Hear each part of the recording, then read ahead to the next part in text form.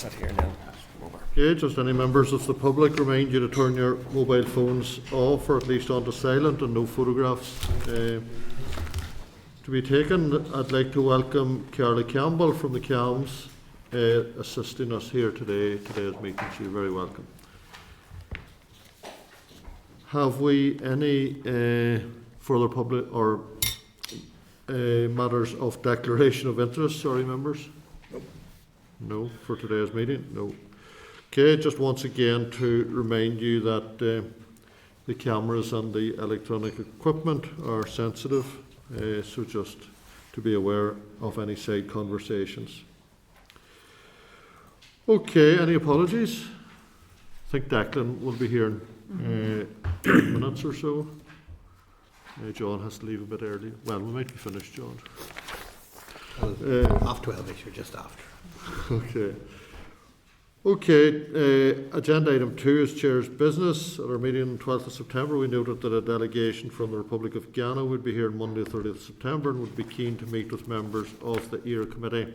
This visit has now been postponed, and the engagement team will know if or when a new date is to be arranged. A reminder of the Northern Ireland International Ploughing Championships to be held tomorrow and Saturday, the 27th and 28th of September at Guildford, Lurgan. If anybody wants to attend, please let the clerk know. Agenda item 3 is the draft minutes of the 19th of September 2024 at pages 5 to 16 in your pack. Have you any comment, or are you all content to note? Great, thank you. Agenda item 4 is matters arising. Refer you to a response from the department dated the 18th of September at pages 18 to 20 of your pack, in reply to our letter of the 12th of September regarding an update on the meeting with Green Investment Bank. The department have confirmed that the planned meeting took place 10th of July between DAERA officials and staff from the Green Investment Group, who acquired the Green Investment Bank in 2017, and also staff from Born Bioenergy, which was acquired by the Asset Management's Green Investment Group. Members, you content to note that, or any comment? Okay. Next matter arising, refer you to a response from the Minister dated 23rd of September, pages 21 to 24 of your pack, in reply to our letter 13th of September regarding concerns on the fishing and mushroom industries regarding the Migration Advisory Committee report. Members, we've had quite a bit of discussion around this, so it's just to say that officials continue to engage with the Home Office and DEFRA officials on labour matters for the agri-food sector, and the Minister will keep this committee updated on any developments. Any comments, members? No. Thank you.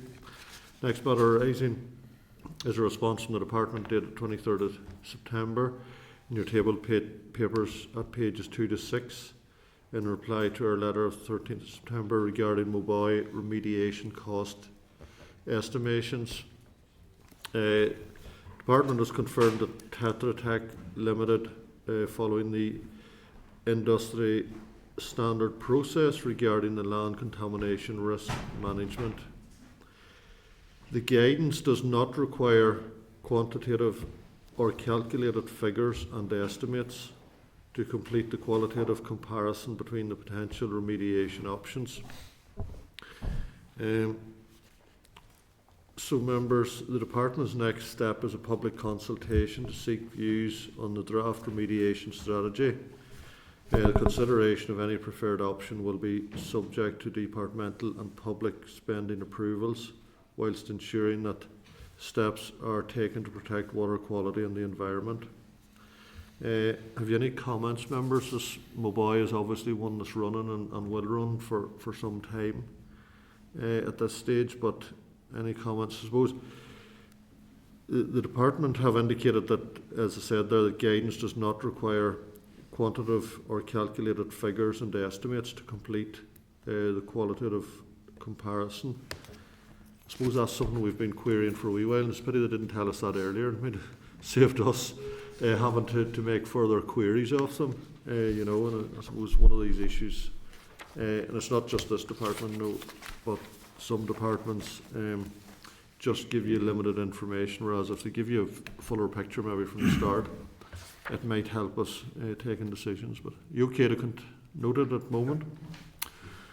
Okay, the next matter arising is at pages 7 to 10 of your table papers for an updated list from the list that is led in the Assembly Library of the recently published EU legislation, which, as of the 23rd of September, is under the direction and control of the DEFRA Secretary of State. The numbers increased from 19 to 26. Members, this is an issue that's been running as well for some time, and that's a hugely extensive list that they have provided there, and I just don't know, going by the wording, whether all of those aspects are really under the control of DEFRA. I'm not sure the department are totally sure themselves. And it's no fault of the department. I just think DEFRA have been difficult. We've written to DEFRA seeking an update from them, but they haven't responded. Yes, we wrote to Chair, we wrote to the Northern Ireland Office, the Permanent Secretary in the Northern Ireland Office, and that reply came back. Okay. It's in your table papers now. Yeah. Okay, but Catherine Fisher, who's the Director of the Windsor Framework Implementation Directorate in the Department of Agriculture, Environment and Rural Affairs, has indicated that she would be willing to brief us at some stage, so that might be useful at least to get it from a DERA perspective. You all content that we pencil that in, maybe? Okay. There's the paragraph about the Northern Ireland. Yeah. Okay. Sorry, just to say that on the 12th of September, or after our meeting 12th of September, we wrote again to the Northern Ireland Office requesting clarification on which matters are under DERA's control and which matters are under DEFRA's control. And we received that reply yesterday, which can be found at page 11. Apologies for that. Okay, agenda item 5 is the oral briefing on the Bluetongue virus update. Refer you to the written briefing at pages 25 to 30 of your pack, members. So welcome officials here today: Ignatius McKeown, Jim Blee, Steve Lucas. All right, so you're all very welcome. So over to you to give us a briefing and take any questions. Okay, thank you, Chair, and good morning to you and the members of the committee. I'd like to thank you for this opportunity to update you today on the current Bluetongue virus outbreak across Great Britain and mainland Europe. As you mentioned, Chair, I'm joined today by Divisional Veterinary Officer Ignatius McKeown, responsible for epizootic disease, and Stephen Lucas, Head of Animal Disease Control Policy, who along with myself will answer any questions that the committee members may have. Bluetongue virus is an epizootic, insect-borne viral disease to which all species of ruminants are susceptible, although sheep are most severely affected. Cattle and goats can appear healthy, but can also carry high levels of the virus. The disease is caused by a virus which is transmitted by a certain species of biting midges. The Culicotus midge, which carries the infection, is found in Northern Ireland. Animal-to-animal transmission is not reported except through the transplacental route. It is important to note that whilst the disease does not pose a threat to food safety or human health, it can have significant economic implications for the agricultural industry. BTV is a strain of the virus which emerged last year in Europe. As of today, there have been 100 premises confirmed with BTV3 in England since the 26th of August 2024. When disease is confirmed, colleagues in DEFRA have been putting 20-kilometre restricted zones in place. The objective of this zone is to contain the disease within this area, with all moves out of the zone requiring pre- and post-movement testing and a specific licence. Surveillance has also been conducted to demonstrate that the size of the zone is appropriate. However, as more zones have been implemented and based on the epidemiological picture gathered through surveillance, these zones have been joined up and extended.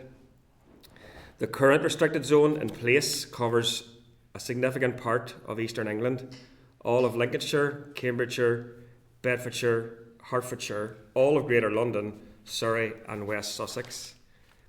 In addition, a significant number of report cases are currently being investigated, with suspect premises under restriction and both cattle and sheep displaying clinical signs. Colleagues in APHA and DEFRA are keeping the interactive BTV map and the current situation up to date on the gov.uk website, and they can provide those links to members. DERA officials are in regular discussions with both GB and ROI colleagues regarding the developments in England. So looking further afield, Chair, on the continent there have been continued spread of BTV3 throughout Belgium, the Netherlands, Luxembourg and Germany.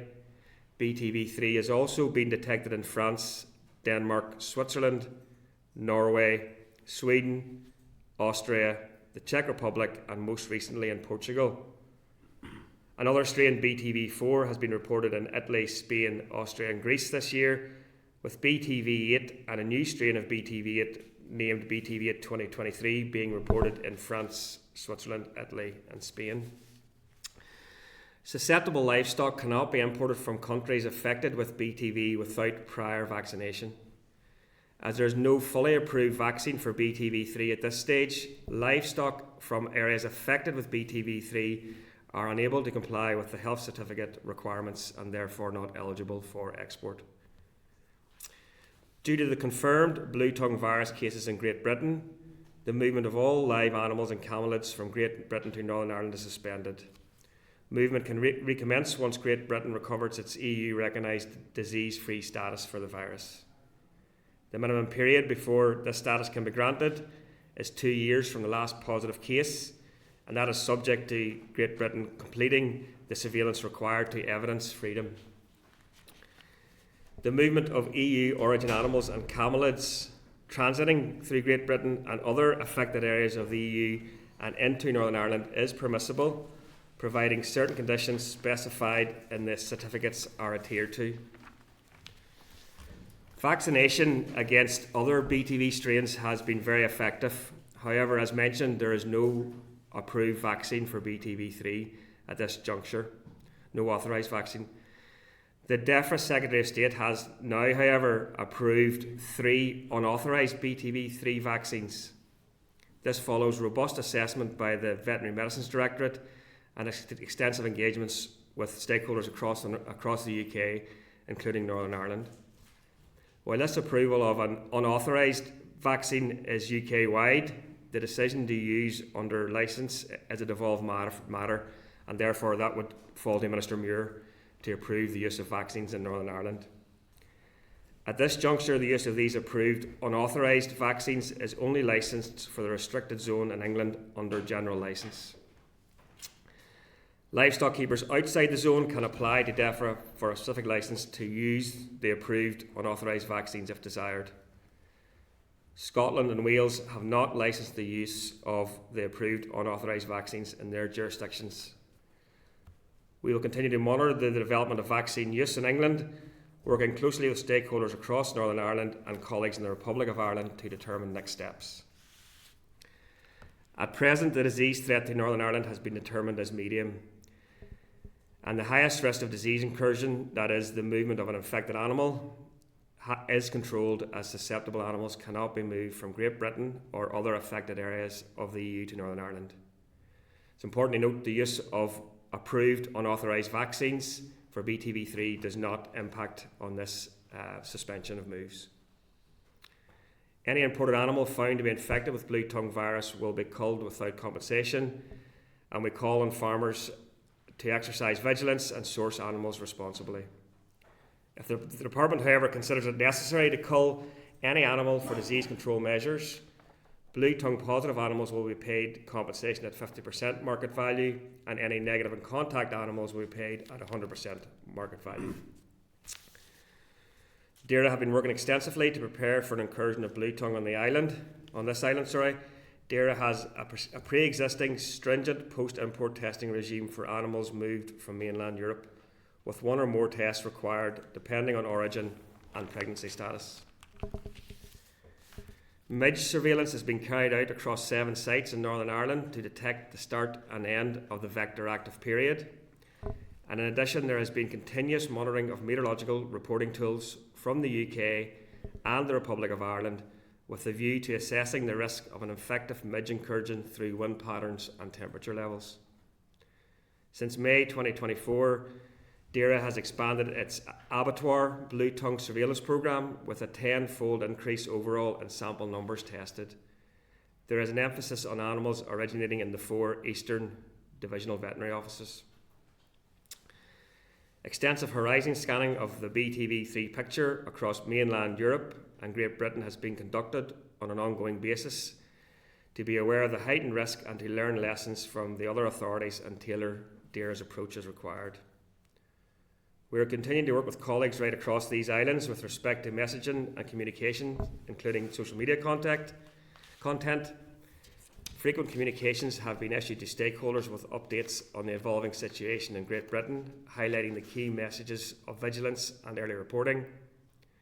The Chief Veterinary Officer has issued a letter to all private veterinary practitioners in Northern Ireland to update them on the situation and to make them aware of clinical signs, highlighting the key role they play in identifying a potential case early. We have also met with private veterinary practitioners via webinar to reinforce this message.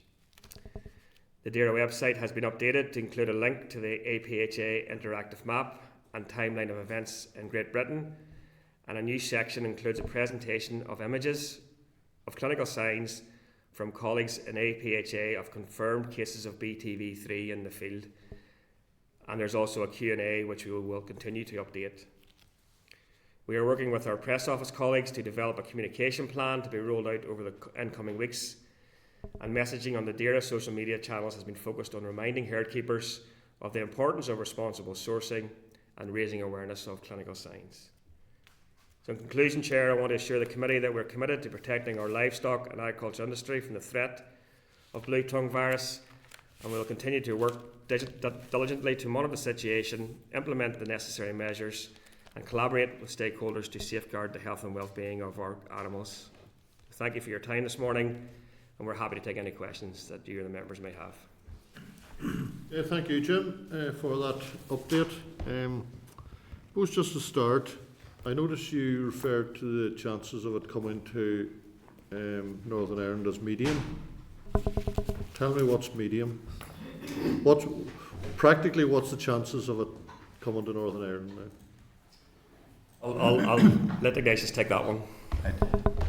I suppose really to put it in context, first of all, Jim has said that this is a midge-borne disease, spread by midges. So therefore, basically, that's one of the things that we need to keep in check and take account of.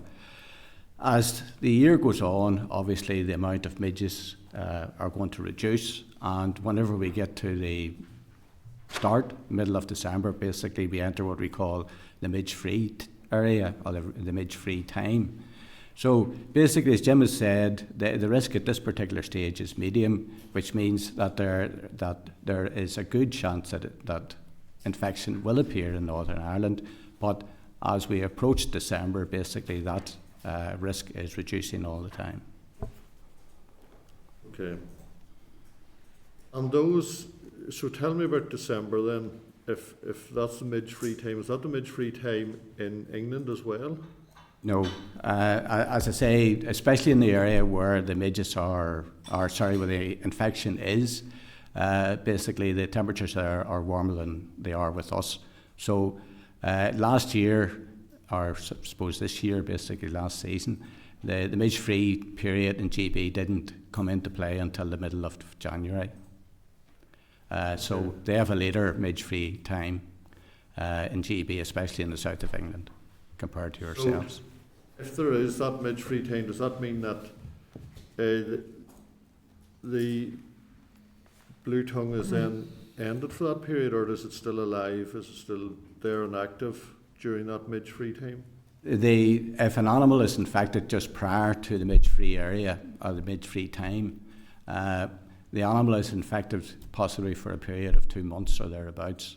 So basically, if there are no midges flying about during that particular period, then that animal will not spread the infection. However, there is one caveat to that, is that some of the strains of Bluetongue basically can affect the calf in the womb. And whenever that calf is born, then that calf can't spread the disease. So that is one of the ways that the virus gets over this particular period, whenever there's a midge-free period. Okay. At what stage, if it did come here, would the department decide on a cull? So I'll start, Ignace, if that's okay. Yeah. So in the very initial stages, Chair, we would be taking the most stringent action that we could. We would introduce that if we discovered and I confirmed a case in Northern Ireland that wasn't an imported animal, we would be culling that animal right away. We would be testing the rest of the herd. We would be putting the 20-kilometre zone in place. We'd be carrying out surveillance in that zone to understand if the disease was circulating or if we had caught this early and it was one animal or one or two animals only. So at that stage we would be culling in the initial stages, but we'll be keeping that under constant review to ensure that those actions were proportionate for the benefit given the nature of the disease and the nature of spread. And that would be kept under review with the surveillance evidence, what was happening on that farm. We would test all animals on the farm, and we would be making an ongoing decision based on whether culling remained proportionate. I suppose to note in GB, at the start of this outbreak, they stopped culling after 5 days. So they only culled about 5 animals in this current outbreak of the 100 confirmed. Why is that, Jim? Was it too widespread? So yeah, practically, basically, one of the things that you're looking at is, has it got into the midge population? Because once it gets into the midge population, basically then, you lose control of the situation. So once GB had made the decision that the infection was in the midge population and capable of spread to other animals, well then it doesn't make sense to cull any further animals. And as Jim says, in the GB scenario, that decision was taken within a week after the first case was found. And again, I suppose the other aspect of it was they had found other cases relatively close to the first initial case. So once you see that there's no point in culling that animal because there are other infected animals in the locality that you're not aware of, well then it doesn't make any sense to continue culling. I suppose to add to that, Chair, just to compare that to last year in GB, whenever they found the animals, the first case quite late in the year, and again this speaks to what Ignace was saying about the vector-free period. So there is a dependency on the time of year that you detect this as well.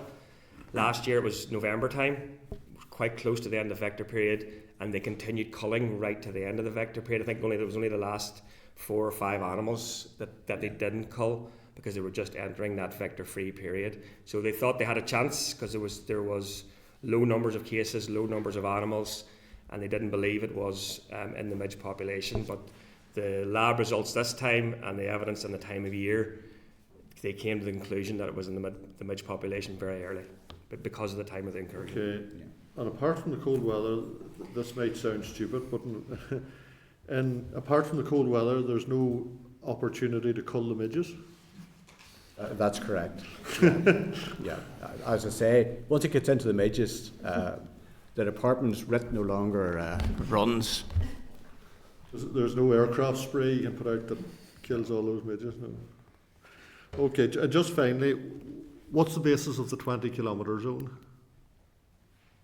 So as opposed to say 10 kilometres or 30. I suppose that there is some science around how far a midge will fly over land. So once a midge bites an infected animal and then goes through that incubation period of the virus, it's between 5 and 7 kilometres, I think, is the standard sort of how far it will fly over land. And that then, the 20 kilometres then is probably being on a precautionary basis, Chair. I suppose to note, Ignace maybe come in and add detail, but midges, my understanding is midges do fly significant distance over water, and that's where we would, as the disease might spread further westwards across England and northwards, that's where we would be starting to get more concerned as well too about the potential for a windborne incursion over the Irish Sea. Okay, thanks. Michelle. Okay, thank you, and thank you for your presentation. I suppose that there's always a risk that there'll be those who will want to get around the rules, particularly in relation to the movement of animals.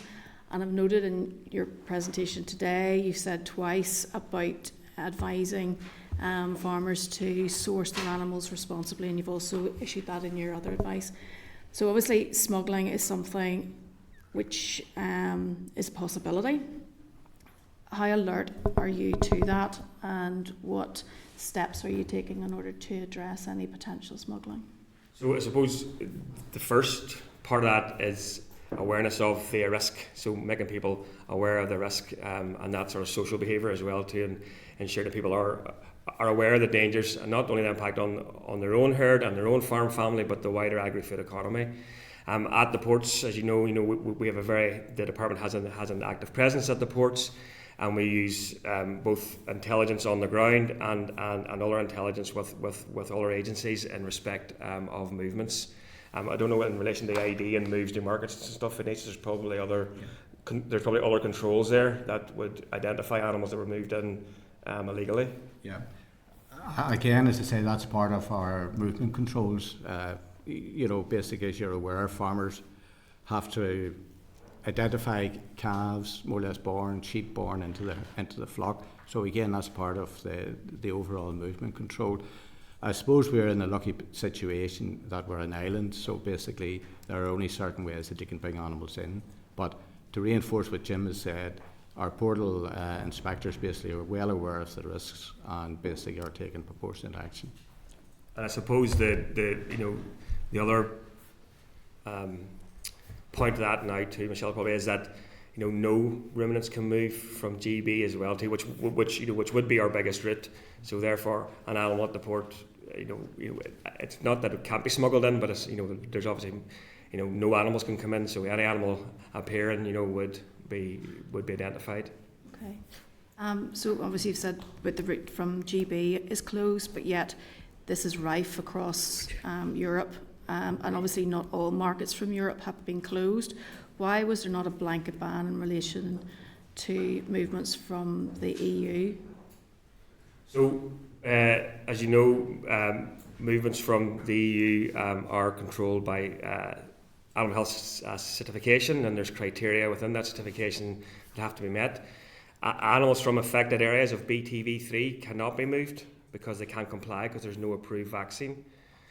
Animals from areas that are not affected by BTV3 can move because they can meet the export health certification criteria, and they can move through affected areas, including GB, as long as they meet stringent criteria in those certificates. And some of those criteria include not stopping over for more than a day, and ensuring that the transport is pre-sprayed with insecticide and others. And we have taken some additional measures here whenever the animals get here, whenever we notify them.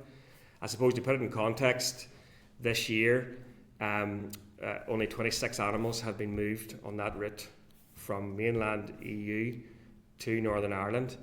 That compares with approximately 1,200 in the same period last year. Now, some of that's going to be down, as you say, Michelle, to the markets getting closed down in those areas, but some of it has to be down to farmer behaviour as well too, and around, our messaging and the most recent messaging by the UFU and the AFA calling on farmers maybe just to pause a minute now and think about the risks to themselves and the risks to the wider agri-food economy. Okay. Yeah, and what I said, I would just like to add that basically we have amended our post-import testing protocols. Animals from non-restricted areas of the EU basically were tested originally at 5 to 7 days post-import. We are now checking those animals immediately whenever they come in, and also at 5 to 7 days. So if the animals were infected during the journey through infected areas, well then in those circumstances we're going to catch them on as quickly as possible. Okay, and just finally, Chair, what contingency plans have you in place in the event that this becomes evident in the Irish Republic? Do you have plans to stop the movement of all animals in the event of that happening? So we work very closely with our colleagues both in DAFM in the ROI and right across the UK. So if there was a case detected in the Republic of Ireland, it's it's within 150k, so there's very hard to put a point probably anywhere in the Republic of Ireland that wouldn't cover all of the Republic of Ireland unless it was very, very south. And similarly for ourselves, I don't think there's any point in Northern Ireland you could put a point that doesn't cover 150k radius. So the movement of animals for breeding and production would cease immediately if that was the case in the Republic, and vice versa. But animals could move to slaughter as long as the premises was clear and under strict certification. But the breeding and production moves would stop immediately. So it has a significant impact on both jurisdictions if it happened in either jurisdiction. So that would happen as soon as a positive test would be identified. That would then come into play. And we would be kept well informed by our colleagues in DAFMA as we would keep our colleagues informed as well of developments, even at suspect stage. We recognise that on the island, that animal disease is a shared endeavour, and we would ensure that we're keeping in close contact in respect to that. Okay, thank you, Chair. All right, Anya. Thank you, Chair, and thank you, Jim. Just a quick one for me, and I know you mentioned on compensation in your briefing. It's something that I've raised with the Minister previously for him to raise with DEFRA, because I know there are, I suppose, a relatively small amount of farmers in the north who have purchased livestock in GB, and obviously they can't import over. Would that compensation be applicable to those farmers affected here, obviously, who have livestock in GB that have tested actually negative, but they're still having to pay out of pocket to keep them over there? So this is in relation to animals that that have been bought in the GB market just prior to the outbreak and then not been able to be certified to here because they can't meet the criteria. So the compensation I refer to, Anya, is in relation to for actions we take for disease control purposes within Northern Ireland. So that is within the Disease of Animal Order 1981. And it states that if the department decides, or if the department declares that it's necessary for disease control purposes to cull an animal in respect of Bluetongue, as 50% compensation. So there's no statutory provision at this juncture in respect of the animals that can't be certified in GB to ENI that were bought before the outbreak. In terms of the communication piece, Jim, and I know you've said that the department intend to set out a communications plan. What will that look like, I suppose, at grassroots level? Because I fear that there is, I'll not say a number of farmers, but there are some farmers, especially in the older generation, who haven't access to social media, would not be frequenting the DERA website. What actions would you be looking at a grassroots level to roll that out? So I'll ask Stephen to come in as well too in this now in a minute, but I suppose we're working closely with the EFU and other stakeholders. We're meeting frequently with them. We call on all representative organisations to promote our messages to their members, and obviously messages from the EFU are a bit better received than maybe from the department at times as well too, and we recognise that. But we have a good relationship with the EFU on disease control matters, and we would seek to ask them and all our organisations to promote our messages. But Stephen has been working, and some of his team's been working on communications and different, looking at new ways of actually getting to those hard to reach people, which you've mentioned, Anya.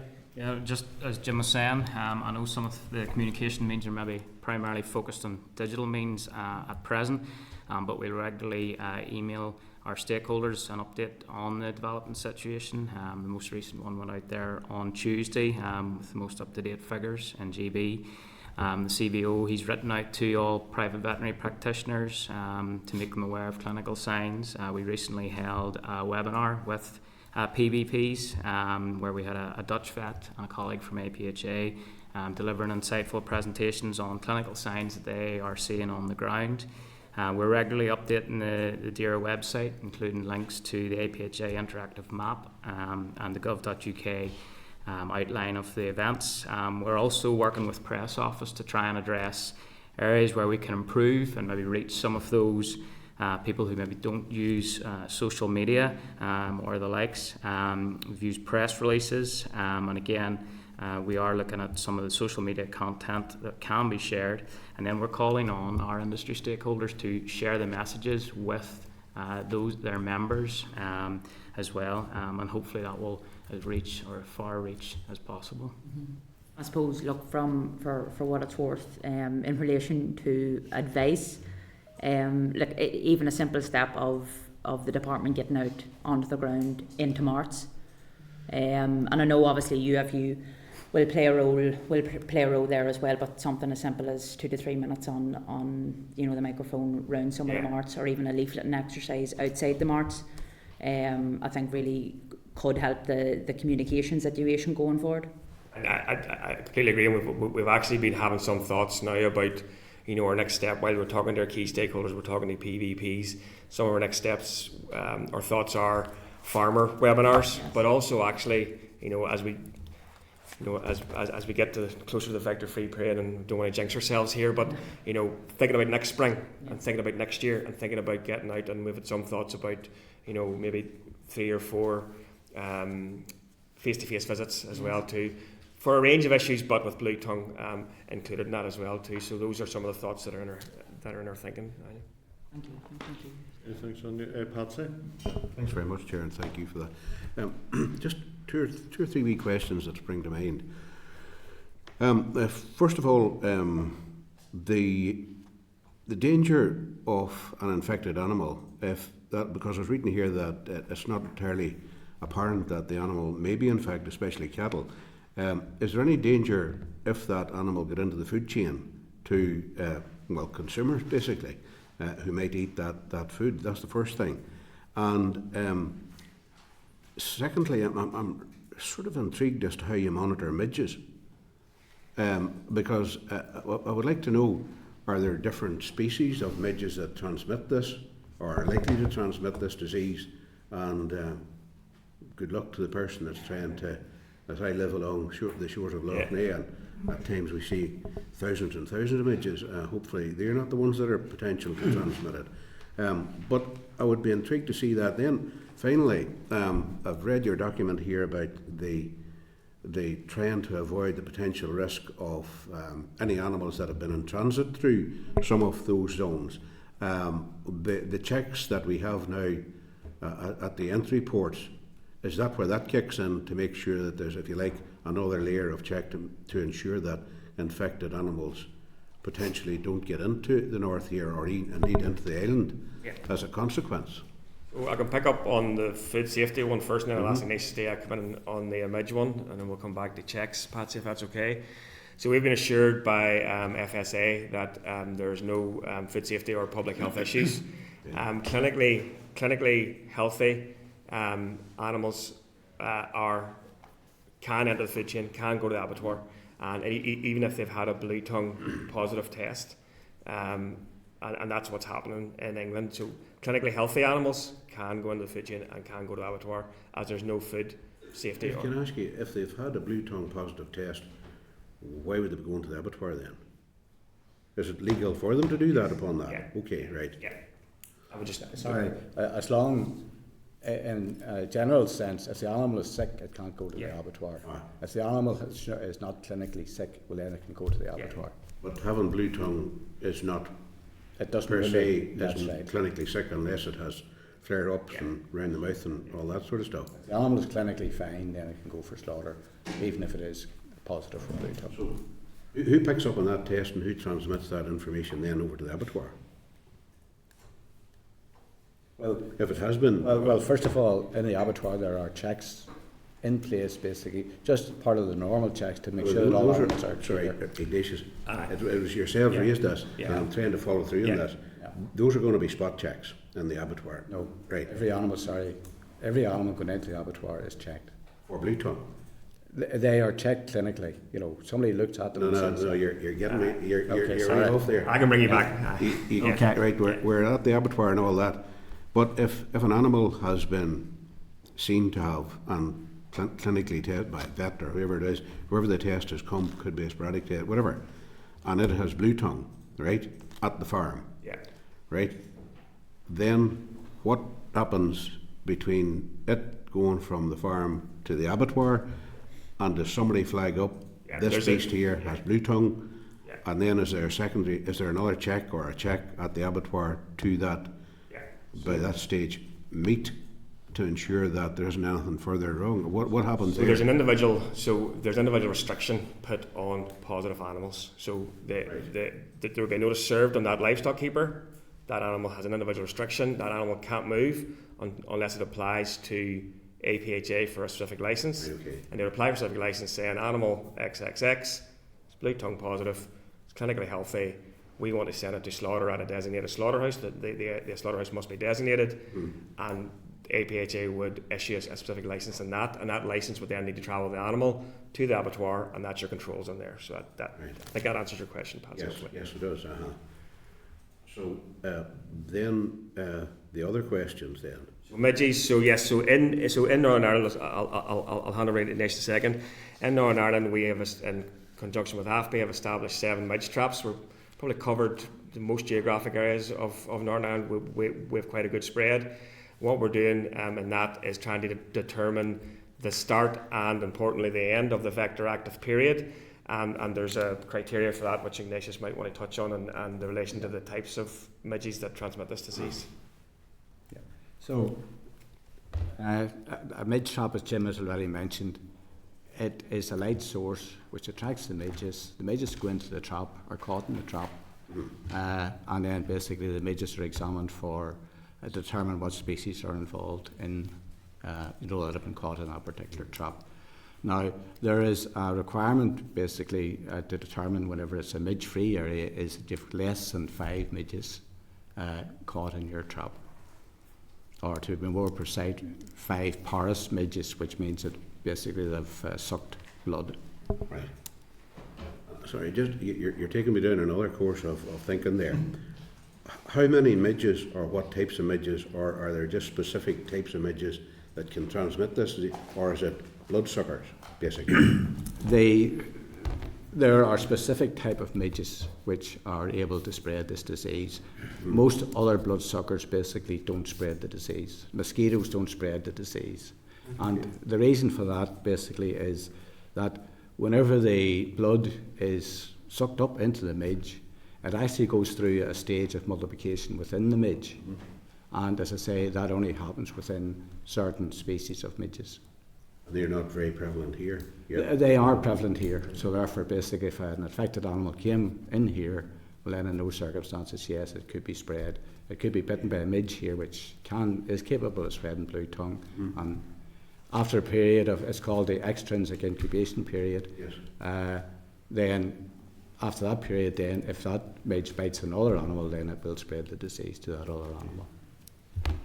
Right, and then... And lastly on checks, so I think the question was in relation to the checks at the port. So obviously there's physical and identity checks carried out at the ports, and then we have a strict post-import regime where they need to be isolated on the holding in a separate airspace from other animals, and that isolation space needs to be pre-sprayed with, we need to see indeed first and pre-sprayed with insecticide.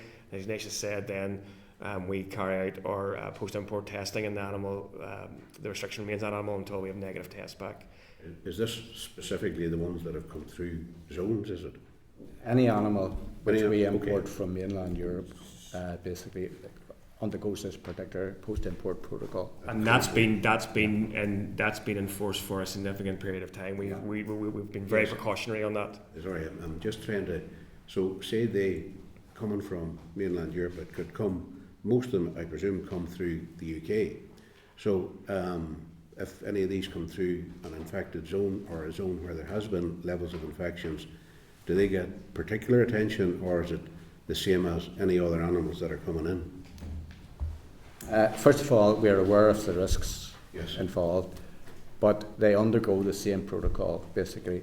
And I would say that we are going above and beyond, basically, the animals which haven't gone through the restricted zone, if you understand. So rather than thinking that we're not doing enough for the ones that have gone through the restricted zone, I consider that we're doing, that we are doing, and there's not much more that we could do to check these animals out which have gone through restricted zones. Okay, that's grand. Thanks very much. All right, Pat. Thanks, Chair. Thanks. Tom Buchanan. Thank you, Chair. In the event where there could be an outbreak here and there'll have to be a cull done, is 50% compensation adequate to cover the cost that farmer's going to suffer as a loss of that? Secondly, has the department got a budget in place already, to cover a situation like this? And with regards to notification, there are still some farmers who the department would not have an email address for. There's still some farmers who are not online, if you like. Would they still receive notification by hard copy, by post? So, to your first question, Tom, in respect of the 50% compensation for an affected animal, I would say it's in the published domestic legislation, the Disease of Animal Order 1981. You're correct in saying that that is only for the value of that animal that we would decide needed to be culled for disease control purposes, and that is about protecting onward spread of the disease. I take your point in that it's unlikely to cover the consequential costs, but I suppose bearing in mind that culling of animals is a limited time activity, and that we would be ceasing culling depending on the epidemiological evidence very quickly. In relation to providing a hard copy, I know if there was a zone put in place, we would be writing to all herd keepers within that zone. We would notify them both on social media, on the DAERA website, but we would also be writing from our local DVO and informing them of the restrictions. And I forgot your middle question, sorry. About a budget in place to cover a situation like this? So we've had some discussions with the finance director, and I'm sure you'll appreciate budgets are tight right across all departments. We feel that if what happened in GB happened here, in respect of initial culling stopping very quickly, depending on the time of year, that would be approximately about £20,000 of compensation. At this stage of the year. Compare that to what happened in GB the previous year, you could be talking, upwards of £200,000 of compensation. Also, the surveillance that we would be carrying out within the zone is not without cost, as you can imagine. Staff costs and sampling costs, and we estimate that in the 120k zone would be around 200,000. And the finance director has indicated that that may be within budgets at this stage, but he has been having recent discussions with the finance department in general, and has mentioned this as a potential issue and a potential risk. So I'm sure that there will be the minister will be making appeals or bids to the finance department should we need to take further action in respect to that. Thank you. William Irwin. Thank you, Mr. Chairman, and I apologise for not being here for your presentation. I'm stuck in traffic out in the West Link.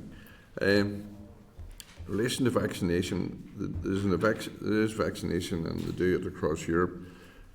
Is there no vaccination for the particular strain we have in the UK, or are we not allowed to vaccinate, or is there no decision ever made on that? So I'll hand over to Stephen first, and then Ignacio might want to add some detail. Just, I suppose, the first point, William, is that BTV vaccination in general has been very successful for strains 1, 4, and 8.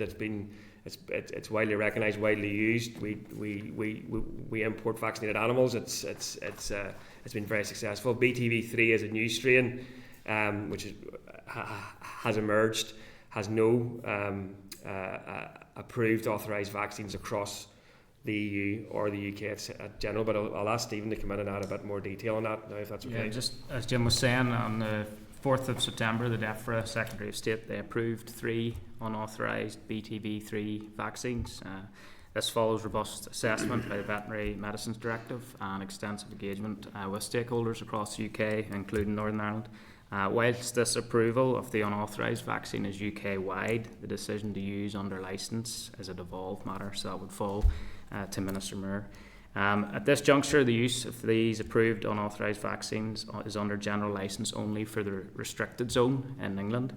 Livestock keepers outside this restricted zone can apply to DEFRA for a specific licence to use the unauthorised vaccine if desired. In terms of dosage. We've been made aware that there's immediate and around 1 million doses of BTV3 vaccine available to the UK market. And manufacturers have indicated that they expect more to follow, depending on demand. I don't know, Ignatius, maybe just want to touch on, whilst the authorised vaccines for the other strains has been very effective, this is a new vaccine, and I don't know, you want to touch on the efficacy of it and the challenges it presents with a new vaccine like this? Yeah. Well, I suppose a couple of issues in relation to the BTV3 vaccine.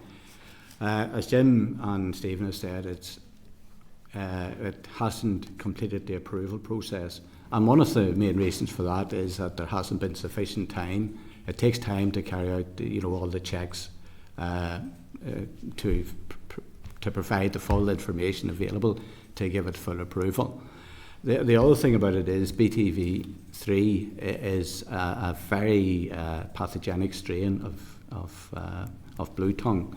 And certainly the initial reports coming out of Holland was it wasn't as effective as the other Bluetongue vaccines in relation, as Jim says, to BTV1 and BTV8. Now, at this particular stage, it's work in progress and they're trying to work out why this is the case in this particular vaccine. So we're watching what's going on in Holland fairly. And the other member states which are using this particular vaccine. And again, we'll be looking at what the situation in GB is like, because they are now able to use it as well. Effective animal, for instance, a bullock is effective. Does it grow? Saying the bullock's a year old and it's kept in the farm for the next 2 years, does the disease or the Bluetongue affect that animal in later life, or does it get over it? There's three possible consequences. Basically, whenever an animal becomes infected, the first consequence is basically it doesn't have any effect at all in the animal. The animal's infected, but it doesn't have any clinical effect on the animal.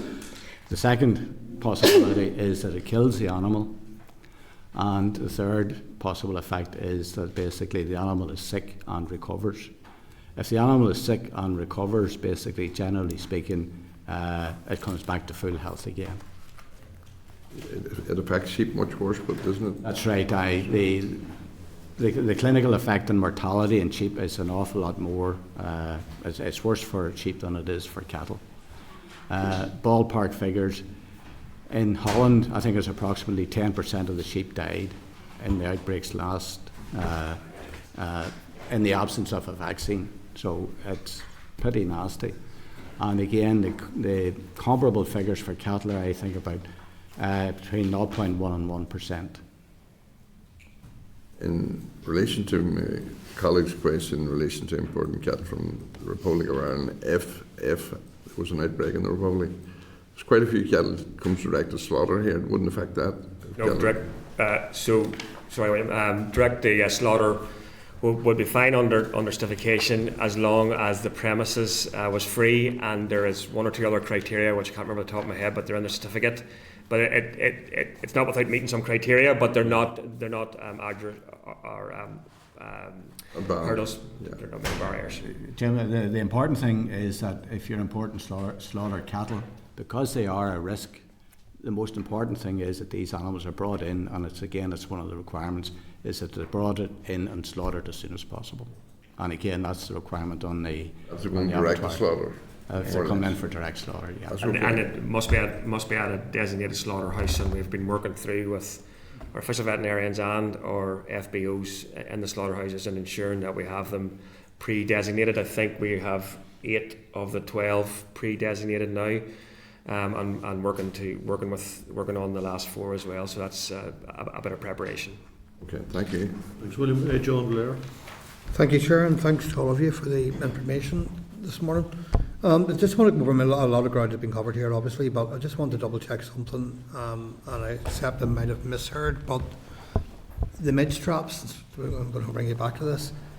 Did I hear right that there are still midges being recorded in the midge traps at a point where we can designate the place as midge-free? I thought there was something mentioned about as long as they're either in or not in 5 out of 7.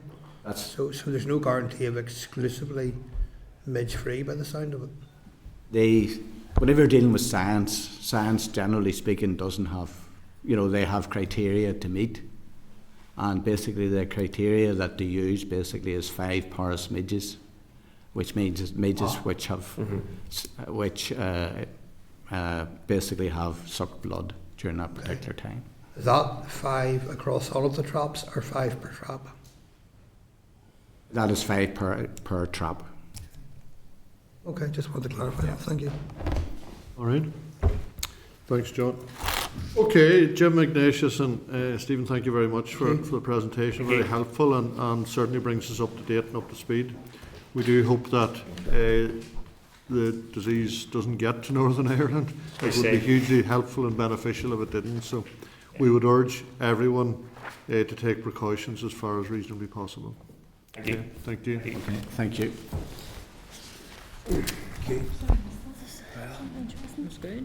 Okay, members, we'll move on to agenda item 6, which is the oral briefing on the North Channel Wind project.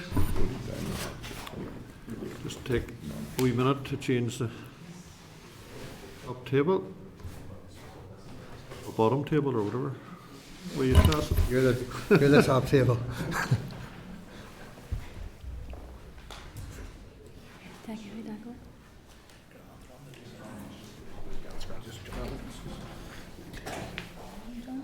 He did come into the chat.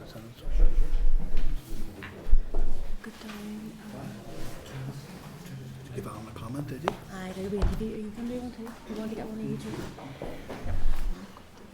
I think it was very poignant. You're doing. Traffic. But the Okay, members, for this item I refer you to pages 32 to 35 in the pack. The North Channel Wind is a proposed 1 gigawatt floating offshore wind project in the northern channel of the Irish Sea. Project is being proposed by SBM Offshore, a global market leader in floating offshore solutions for the energy industry. Project would be the largest renewable energy project in Northern Ireland and could save an estimated 1.8 million tonnes of CO2 every year compared to equivalent electricity generated by non-renewables. So I welcome Niamh Kenny, Andy McCrae, Clodagh McGrath and Fiona Stevens. That are correct? You're all very welcome. So I'll leave it over to you to do the presentation, no more than 10 minutes, and hopefully you'll take a few questions then. Perfect. Thank you very much for your time and attention. We really appreciate it. My name is Niamh Kenny. I'm the Project Director with North Channel Wind. I'll allow my colleagues to introduce themselves. Okay, good morning everyone. My name's Andy McCrae, originally from Belfast, now living in Bangor, County Down. 30 years with Northern Ireland Electricity.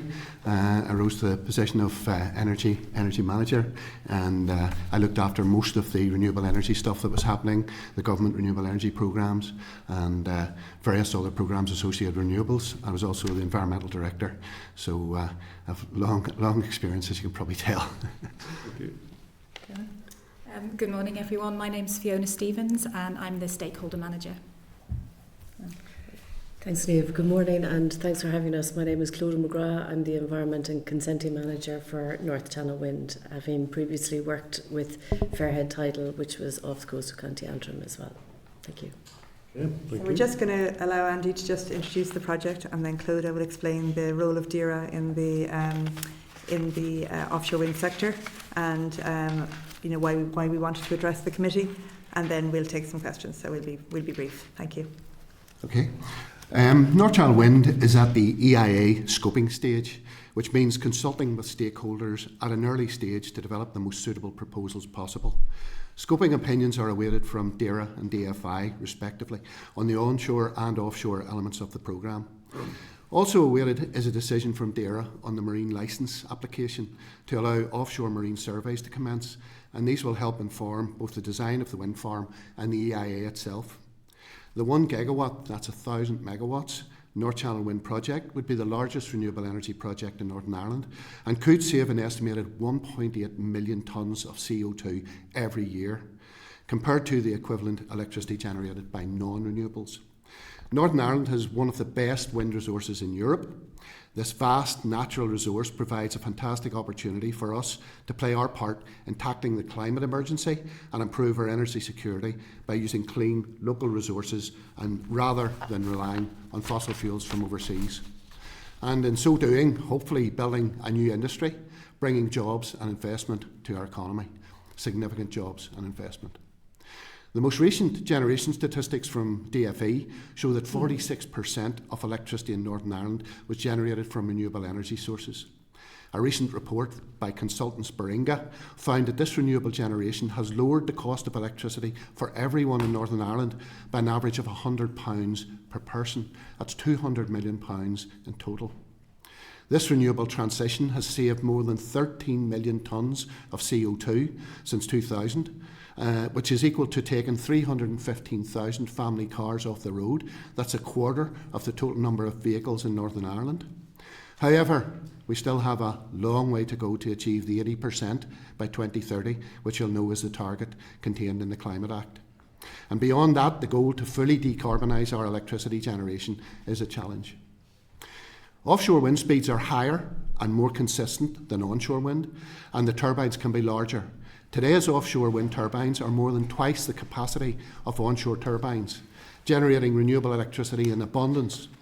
And in recognition of this potential, DFE's Offshore Renewable Energy Action Plan, or the OREAP, contains a target for 1 gigawatt, that's 1,000 megawatts of offshore wind from 2030. As well as a significant climate action contribution, if developed sensitively, offshore wind farms can also help deliver biodiversity benefits, whereby turbines have been found to act as artificial reefs, and they increase biological productivity in that vicinity. However, under the current OREAP timeline, we estimate that offshore wind couldn't be generating before 2033 or 2034. However, with an accelerated programme, we estimate the turbines could be generating by 2031 or 2032. This would allow offshore wind to contribute to the substantial reductions required to meet the second carbon budget, which extends from 2028 to 2032. Thank you. Thanks, Andy. So Claude is just going to explain a little bit about the role of DERA and the priorities that we have. Brilliant, thanks Dave.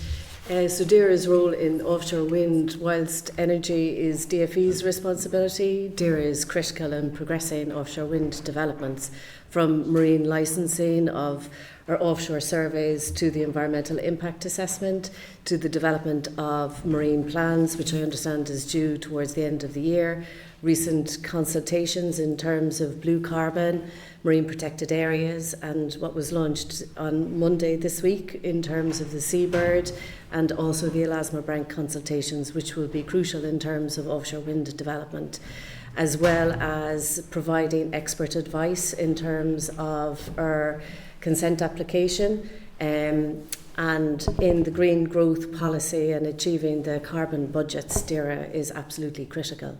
So our ask today, we have three asks of the committee today. The first ask is in terms of the climate benefits from renewable developments, that they are given, those decisions are given priority in terms of achieving those carbon reductions. And that they're given a strategic decision in terms of a clear policy direction to support offshore wind, to achieving the targets set out in the OREAP and in the energy strategy. So that's ask number one. Ask number two is in terms of consenting guidelines. So as Andy has outlined, we have an accelerated programme and we have allocated 12 months from when we submit our consent application to when it's determined, and that includes further information requests. That is achievable, but it is a challenge. And to achieve that challenge, we would ask that DERA and the other supporting key statutory stakeholders are given the resources that recruited in terms of capable and confident staff to advise on these quite technical and quite detailed applications in a timely fashion. Thank you. So I hope that gave a little bit of an overview of the proposal. We don't want to take too much of your time, so I'm very happy to take questions in relation to the project or any of the issues that we raised. Thank you very much all for that and for being so brief and direct to the point. To start off with Clodagh's last point there about DAERA being given resources, are you saying that there is not the technical or capability knowledge within DAERA at present to deal with the application? I think it has been flagged. Our engagement with DAERA to date and associated with MOU and also with DFE licensing, they have been excellent. I think the challenge is it's quite a complicated application in terms of it's looking at biological, commercial and physical elements, and you need quite technical staff to review the information and to make a determination. And at present it has been identified as a gap in resources, and the grade 5 at a recent meeting last week said that that has been fast tracked. But I think that there's a number of those individuals that will need to be recruited, not just for North Channel Wind, but for the progression of offshore wind in general in Northern Ireland. Okay. So you're saying that it's been fast tracked. Does that mean recruitment has been fast tracked? Is that what you're suggesting? That was my understanding. Okay. But the problem is that it might be difficult to get people as well. For example, they had a very experienced ornithology expert within the department, and that person retired last year. And now there's 2 ornithologists who've replaced them, but they're just new graduates, so it takes a while for people to build up the experience and the knowledge that's required to provide a detailed scoping opinion. And our concern obviously is that if the opinion isn't robust, then we will all fall into public inquiry or judicial review issues that there hasn't been proper due process followed. But I think that they are attempting to fill the resource gaps. Okay. How would that normally be dealt with? Is it normally dealt with internally, or sometimes do DAERA bring in maybe external consultants to help with that?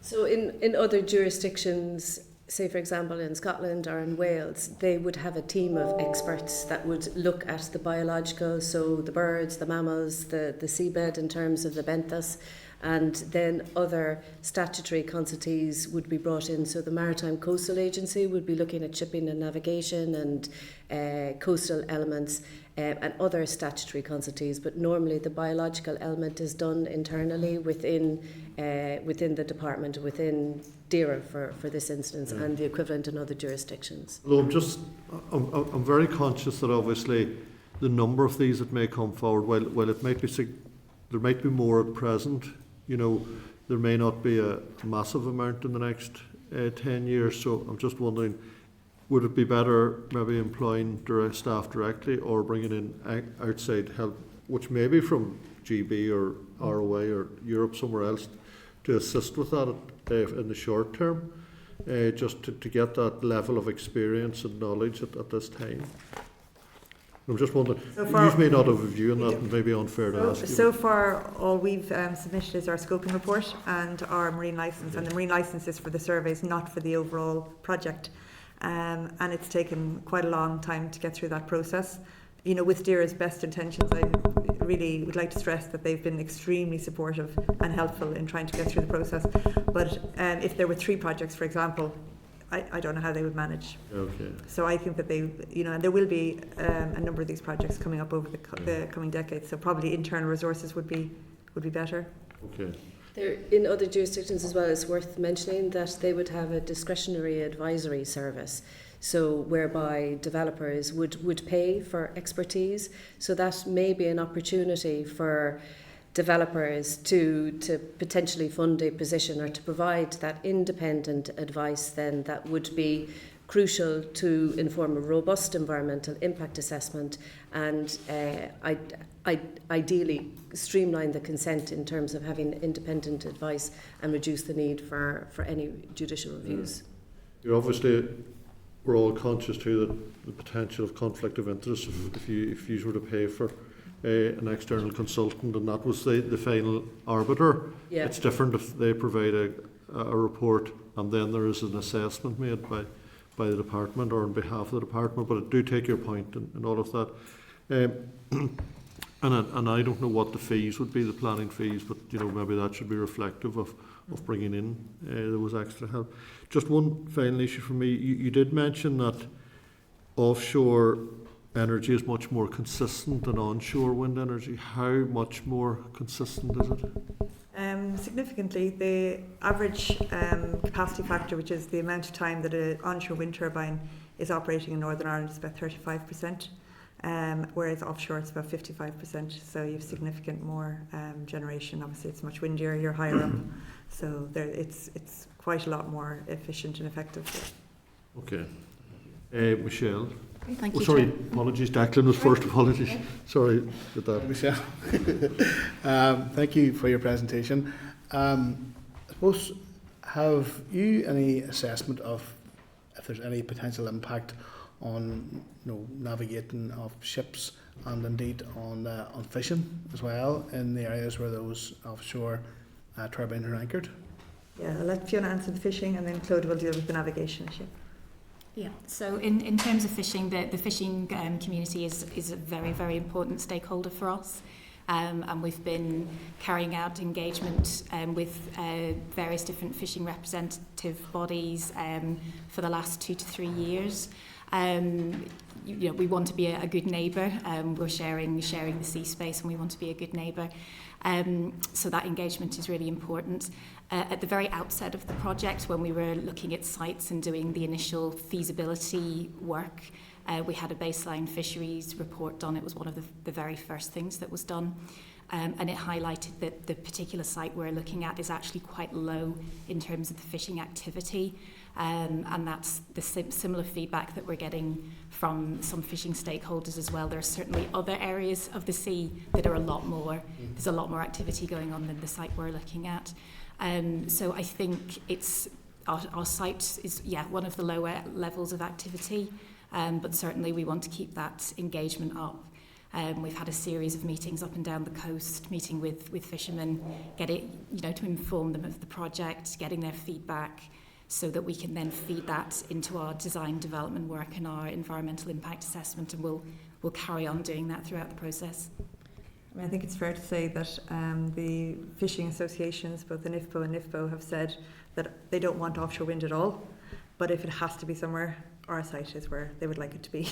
So, we're the best worst solution, I suppose, for the fishing community.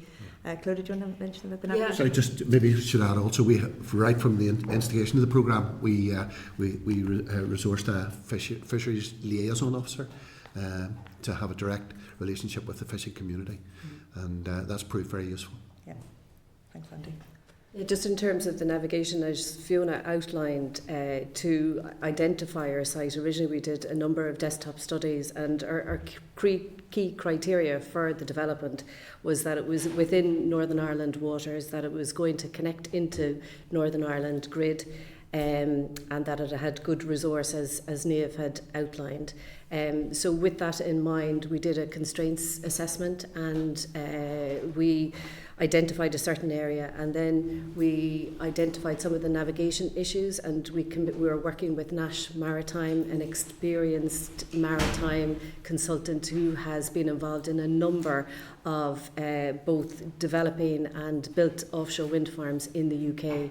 And they developed a safety case for us, which we engaged with the Maritime Coastal Agency, which is the statutory agency for maritime issues.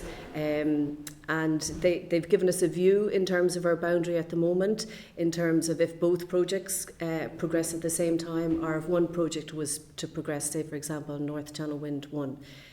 As the development progresses, we will be conducting radar surveys, both summer and winter, and we will be producing a navigational guidance, a navigational risk assessment, and we will be engaging with all sea users, so fishermen, coastal, leisure craft, all of those, in terms of the findings of our radar surveys. It is a busy sea space, we are conscious of that, but we have identified our area. If you were to look at the maps and look at the tracks in the scoping document, you would see the area is framed around that busy area. Notwithstanding, there's still challenges that we will continue to engage with the sea users and the MCA. All right, sorry. Thank you. Michelle. Declan's kind of pinched my question. I represent a fishing fleet So it would be remiss of me not to raise the concerns of the Portavogie fleet. And I appreciate what you've said about the area that you are talking about, and it's perhaps the least worst option, but that doesn't mean that your proposals won't then still have an impact on elements of the industry. So really what I was wanting to know is how you would propose to support those vessels who will be displaced, because obviously there will be a significant cost to them. Yeah, so I think first of all, I mean, what we try to do is avoid causing an issue in the first place. So with the engagement that we've done so far, and we had a meeting in Portavogie, which was really well attended. The kind of concerns that we're coming through, we've been able to sort of take that, feed it into our design process. I think one of the main concerns that was raised was about the grid connection cable that would run from the turbines back to shore, and the potential for it to snag on vessels. So, for example, we can, take that feedback and we can look at how we can minimise that impact through the development of the project, for example. So there are various different ways that we can take the concerns that have been raised and try to reduce those impacts or remove those impacts as much as we can in the process. In terms of things like the marine surveys that Neve mentioned earlier, so we have applied for a marine licence to carry out some surveys. One of those surveys, a geophysical survey, will require the removal of static fishing gear from the area, so things like crab and lobster pots, for a limited period before they can be returned. So in that instance, we are engaging directly with the fishermen concerned to reach an agreement, whereby they will remove their equipment for the area for a temporary basis, and we will make sure that they're compensated fairly for that whilst the survey takes place. But I think in terms of, and Clodagh might want to jump in here being our EIA manager, but in terms of the sort of the overall impact that the proposals might have, that will be the subject of a thorough EIA chapter. So you can. Absolutely. Yeah. So we will have a commercial fisheries chapter within our EIA, and we will outline the impacts, the significance of those, and how we would aim to mitigate against those. It's worthwhile mentioning Fiona and myself have also been engaging with AFBI. So they do an awful lot of scientific research. They would have done observational studies. So we're hoping in terms of if a significant impact is identified, that we will have AFBI as an independent advisor to help us in terms of liaising with the development, with our FLO, and providing independent advice in terms of any fisheries disruption scheme going forward. Okay, I mean, I understand from industry that shellfish stocks plummeted in the Eastern Irish Sea as a consequence of offshore energy, and I suppose really what we're looking for is some assurances that lessons have been learned. Yeah, it's funny. Yeah, there is research. Brown crab has plummeted. I think when the industry got into that particular paper that was cited as a source of that, there was questions over its validity. There is a lot of anecdotal information out there in terms of the equipment that is used to build offshore wind farms, and in terms of the surveys and the equipment that is used. So I suppose renewables are different from oil and gas in terms of the surveys that they need to do. They need to know what the seabed is, and the equipment needs to look under the seabed for about 5 to 10 metres. In oil and gas, it's a lot deeper, so the equipment that they use can have an impact in terms of sensitive species that would be sensitive to those noise. So it's not the same scale in terms of renewables as it is for oil and gas. Also, North Channel Wind is a floating development. So whilst we have a design envelope approach, Piling is just one of the options that we may be using as part of our construction, but there are other options that are preferred and what have been used in the existing floating plans to date. So it is a concern, it is known, and it certainly will be assessed as part of our project. And if there is significant impacts, we will identify appropriate mitigation as a result of that. Yeah, I think it's fair to say that the actual array site, there isn't any shellfish fishing going on in the actual where the turbines will be. It's the export cable route is where the lobster and crab fishing is. So we're extremely alert to the issue, and we're engaging almost on a daily basis with the North Coast Lobster Fishing Association and with NIFO, which would be the main representative body of the Portavogie fleet. So we definitely are trying to mitigate and to avoid where possible. Yeah, I think probably the point that they're making is that happened to that particular stock in that area. They're afraid that it may happen to whatever stock is in the area that you're looking for as well. So. Yeah. Okay, thank you. William? Thank you, Mr. Chairman. Thank you for your presentation. Do you believe that wind energy targets will not be met without offshore wind farms? What was the question? Renewable energy targets are set to target is 80% by 2030. Yes. I, for one, believe that's unachievable, but given where we are, we're at almost 2025 in a few months' time. Do you believe that we will need offshore wind farms to achieve targets even in the future? I think it's fair to say that it's going to be challenging to reach the 80% target. At the moment, they're assuming that that target will be reached with predominantly onshore wind and solar. There's a lot of planning challenges associated with that. We were hopeful that offshore wind would be able to contribute to the 80% target, but given the delays that have happened up to now, it's unlikely that we would be able to be in the water by 2030. But we'd be very confident that we could be generating by 2031 or 32. And the biggest delay for us is the Crown Estate. The Crown Estate have to have responsibility for the seabed, and they have to do a leasing round to enable us to move forward with the project. So if that were activated next year, then we'd be pretty confident we could be in the water by 2031, 32, which would be, okay, not 30, but it would be a fairly big contributor then to the targets and to the carbon budget targets. In relation to plan, as already been mentioned, I mean, wind farms in the past, onshore wind farms, just took years and years. And I think in most cases in wind farm situation, it has had to go to appeal before there was any approved. That surely is an issue for you. Do you not believe that there needs to be more direction from government? We do believe that.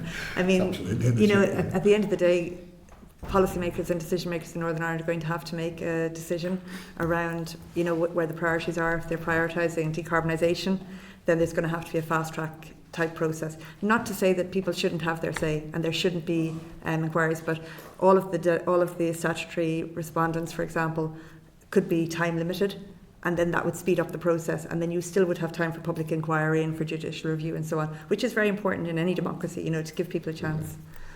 But we have to, the bits that we can shorten around the statutory respondents, around the time limited decision times, could be a very effective way of allowing more time for those kind of inquiries and so on. Thank you. Okay, William. John Blair. Thank you, Chair, and thanks to all of you for your presentation.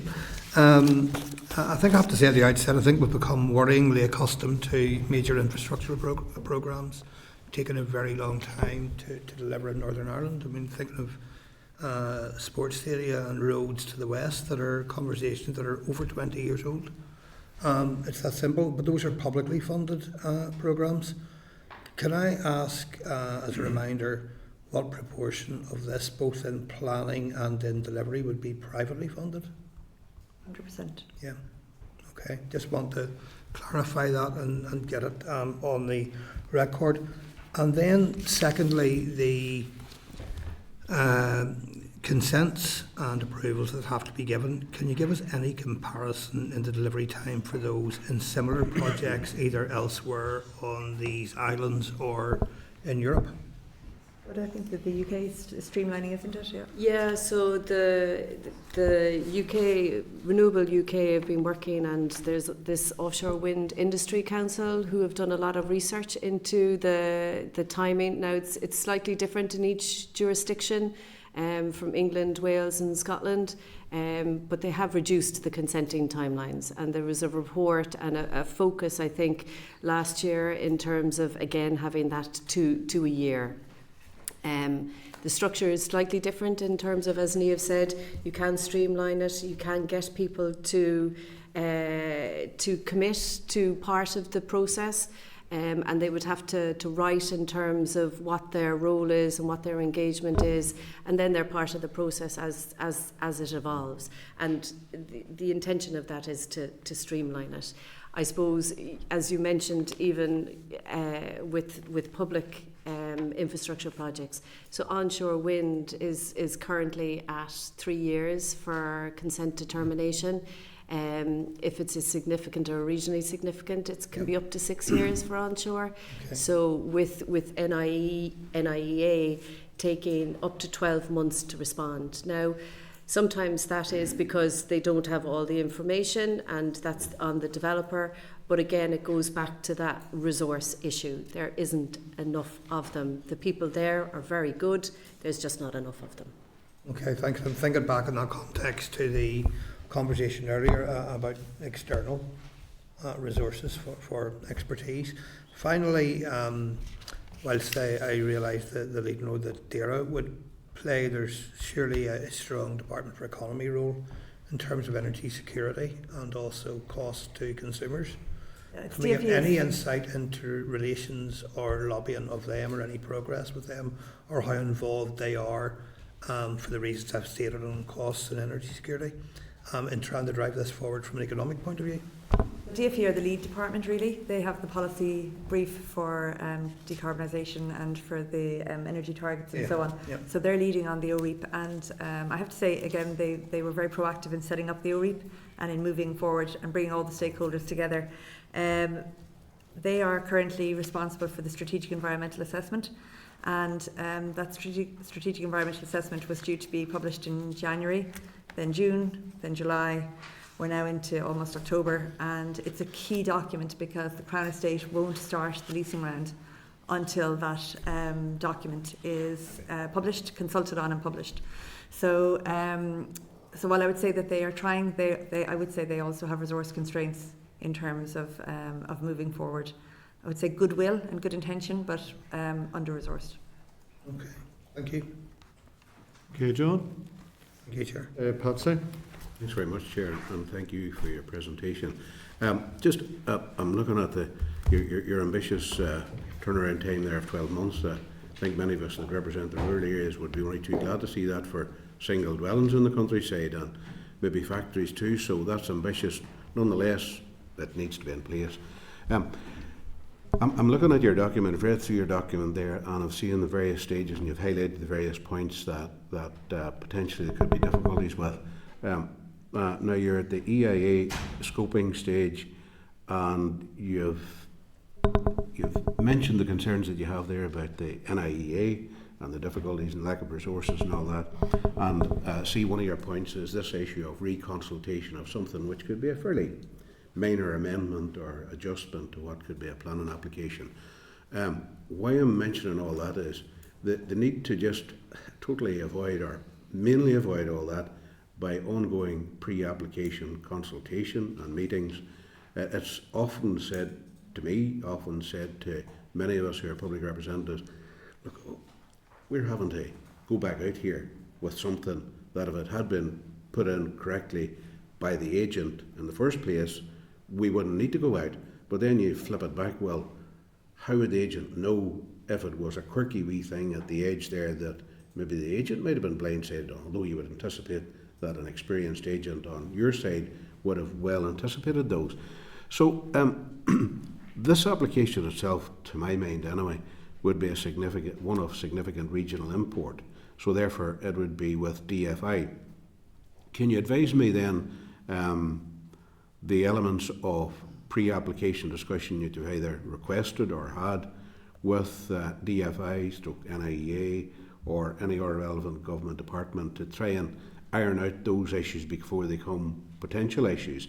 That's the first thing. Now the second thing is, and Chair, you mentioned that's the issue of me personally, I don't see a firm commissioning another business as independent advice. I see, because you're always conscious he who pays the piper and all that sort of stuff, with the best will in the world, and I've come across so many times I could probably pick up a report and say, there, we know who commissioned you. So therefore you mentioned JRs and the likes of that. Potentially that would be a risk factor for me, as I would see it, and I'm not a legal person, of a JR and anyone in the community who said, look, the department accepted in toto evidence provided or advice provided by a privately commissioned, instead of independently commissioned, a privately commissioned firm of consultants or expertise, whatever that might be. So I think you're probably touching a bit of a difficulty for yourselves, and maybe cutting a stick, big or small, to beat yourselves up with on that one. I know that's how I would see it. I've dealt with quite a number of planning cases during the course of my time as a public representative. So those are just a few observations. Maybe I'd be glad to hear what your responses are to those, please. I might answer in relation to the DFI pad issue, because we have already started to engage with yeah. Right, okay. Yeah. So in terms of consenting, the onshore infrastructure, which would be primarily a substation, a project substation, yes, and the underground cables to connect from the coastline to that substation. So that is the responsibility of DFI. It has been confirmed by DFI that it's regionally significant, and they are looking after that element of the consenting process. All of the offshore infrastructure is DERA's responsibility under a marine licence consent application.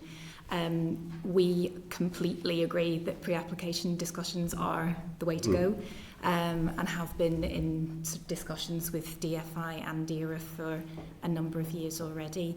A number of years? Years.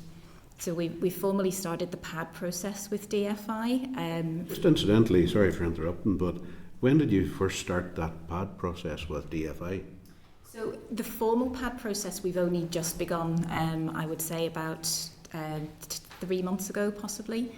Just the initial discussions, we'll call it the informal process. How long ago would you have started that? 21. What?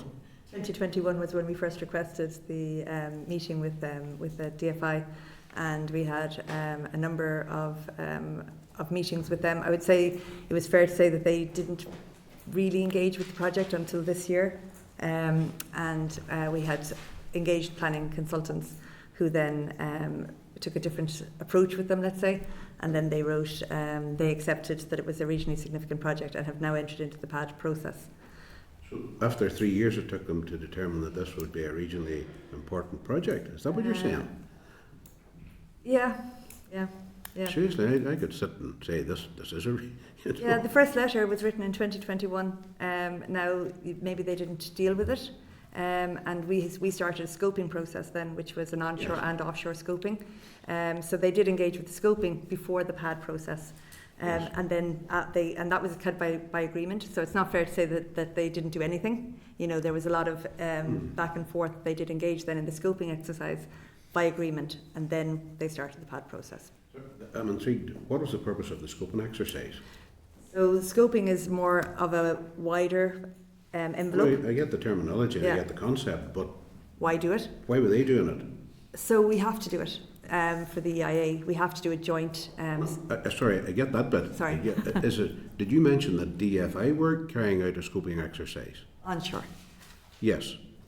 And the purpose of that being before they would meet you on a pre-application. Is this what they insisted? No. So what happened? So the schedule of what actually happened was that we had asked for a joint scoping, because we know that, again, from a judicial review perspective, that's the correct process.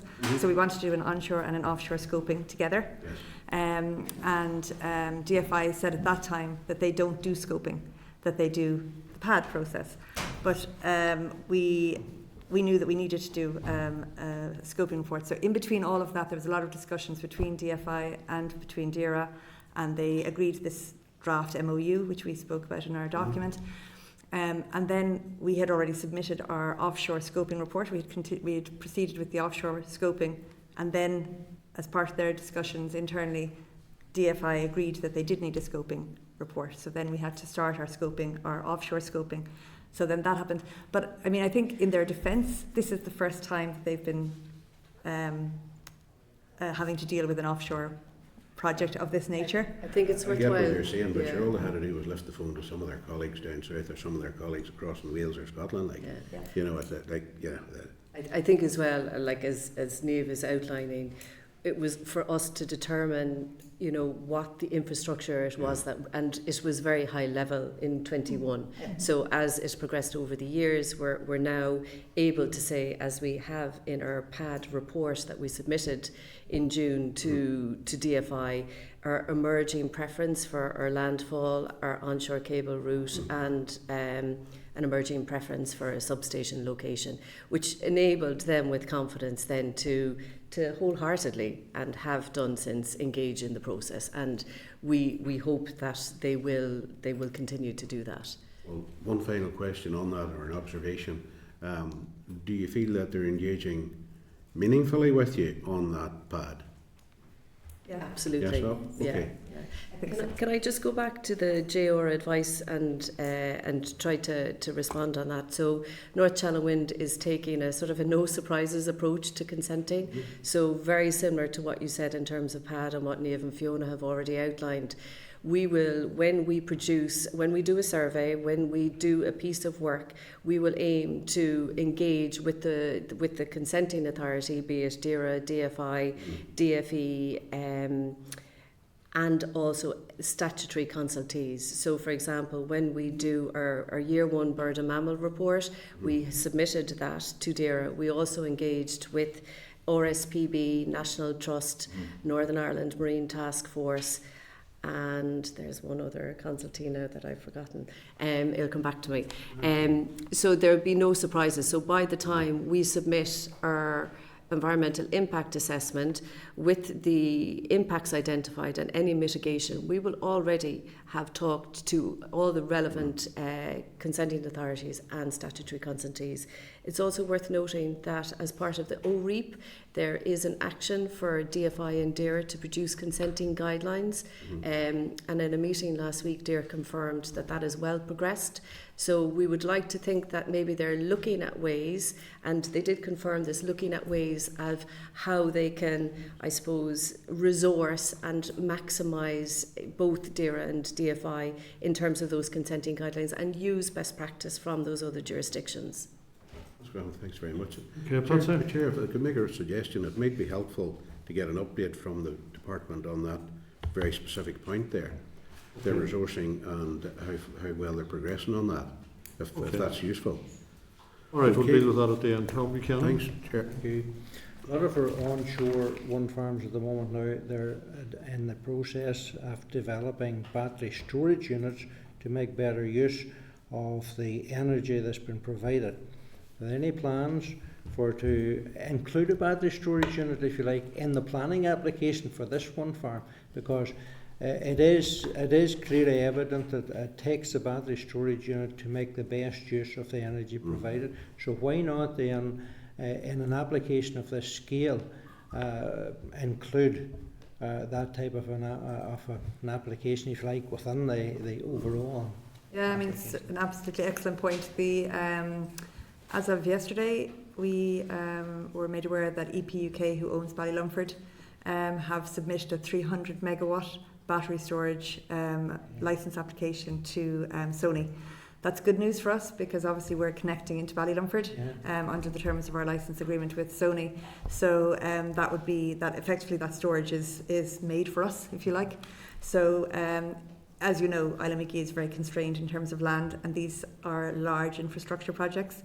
So Ballylumford is the absolutely ideal location because obviously it's already developed and people are already used to having power infrastructure within the grounds of Ballylumford.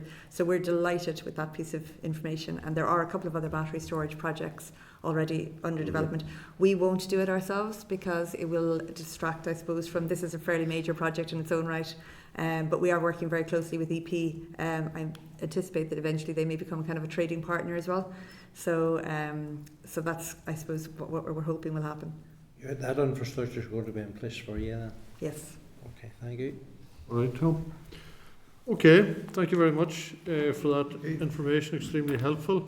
And we have, members, just one suggestion from Patsy that we write to the department seeking an update on that whole process. Is that fair?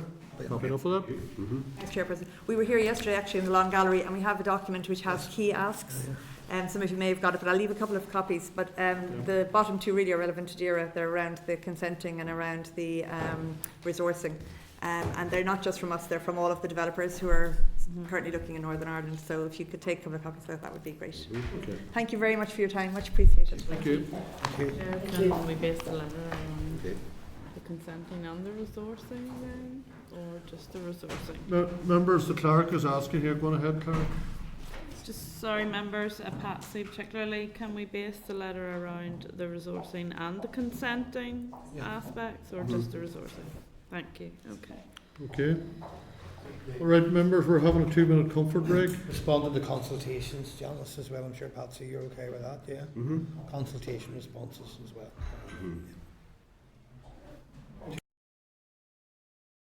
Committee Room 21. Sound.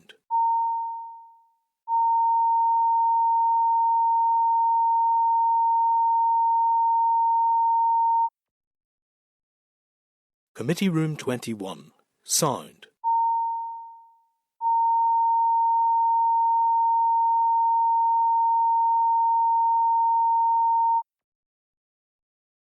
Committee Room 21. Sound.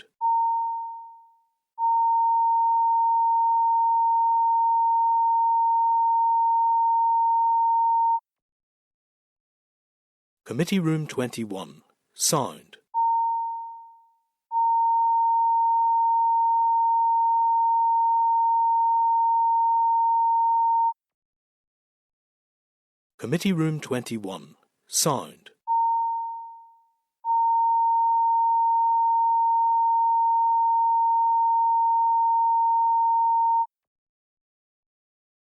Committee Room 21. Sound.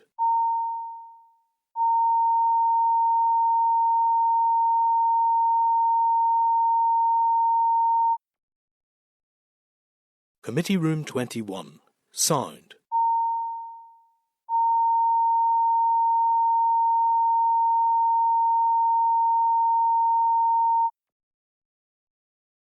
Committee Room 21. Sound.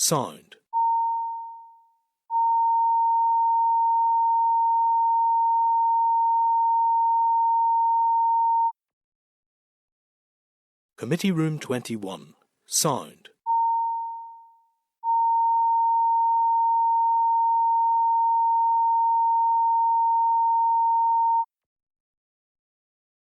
Committee Room 21. Sound. Committee Room 21. Sound. Committee Room 21. Sound.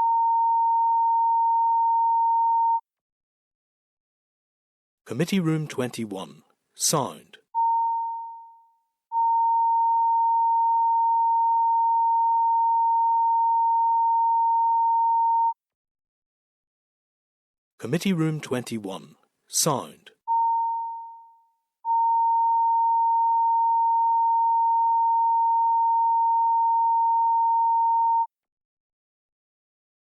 Committee Room 21. Sound.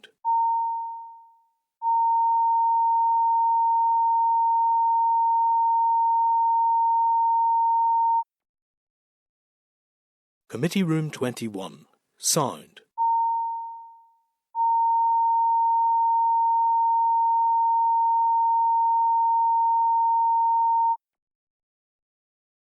Committee Room 21. Sound.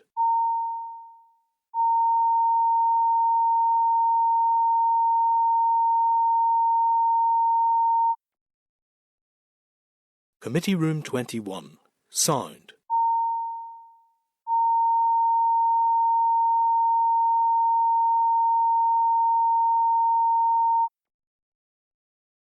Committee Room 21. Sound.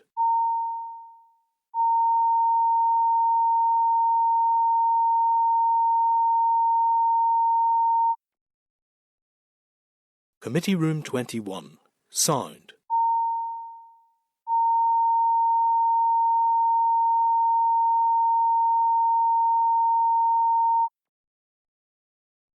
Committee Room 21.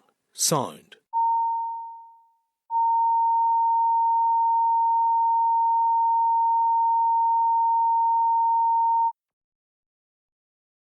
Committee Room 21.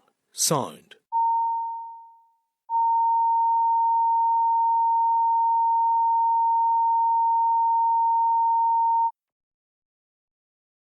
Committee Room 21. Sound.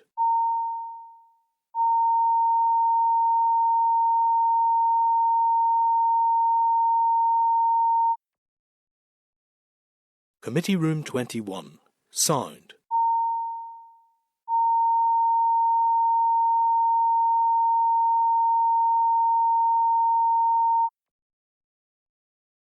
Committee Room 21. Sound.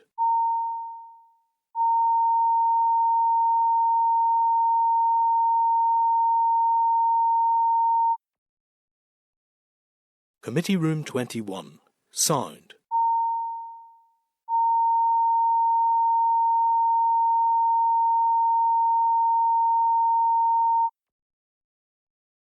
Committee Room 21. Sound.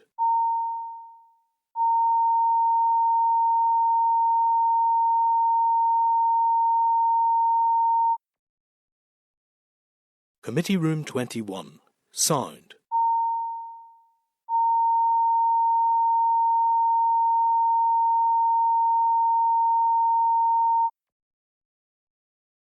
Committee Room 21. Sound.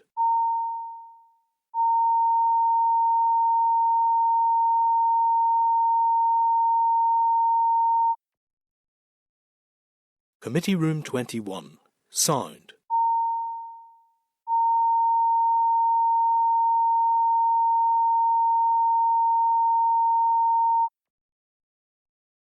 Committee Room 21. Sound. Committee Room 21. Sound.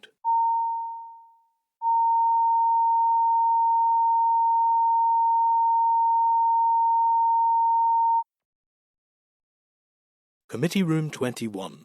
Sound.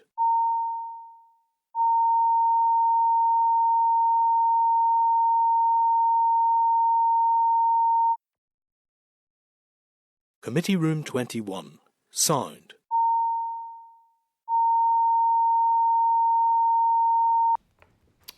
Okay, thank you. We'll reconvene now. Move on to agenda item 7, which is the oral briefing from RAISE, Rural Policy and Delivery in Northern Ireland. So you'll find the research papers at pages 37 to 103 of your pack. This paper was commissioned by us at a focus, as another of our focus topics as agreed at the planning day in April. So you'll note, members, in section 2 of the paper, starting at page 94 in the pack, there are observations and questions to consider going forward. So I welcome Mark Allen and Susie Keogh from RAISE. You're both very welcome. No strangers here, of course, nearly part of the committee. So over to you, folk. Thank you, Chair, and for thank 10 you. minutes, and then we'll take some questions. Well, we'll try and fly through. It's quite an extensive paper, as you can see, because it covers 39 years. So we'll try and give you a very much a run through of it. I mean, it's reference material, I suppose, as much as anything. So we can allude to or expand upon anything that you maybe specifically want on questions. But I suppose just want to say that it is difficult to do this in the time frame that we have. We've tried to pick out the headline areas. And I suppose you can see them there in the timeline in front of you, which is taken from the paper.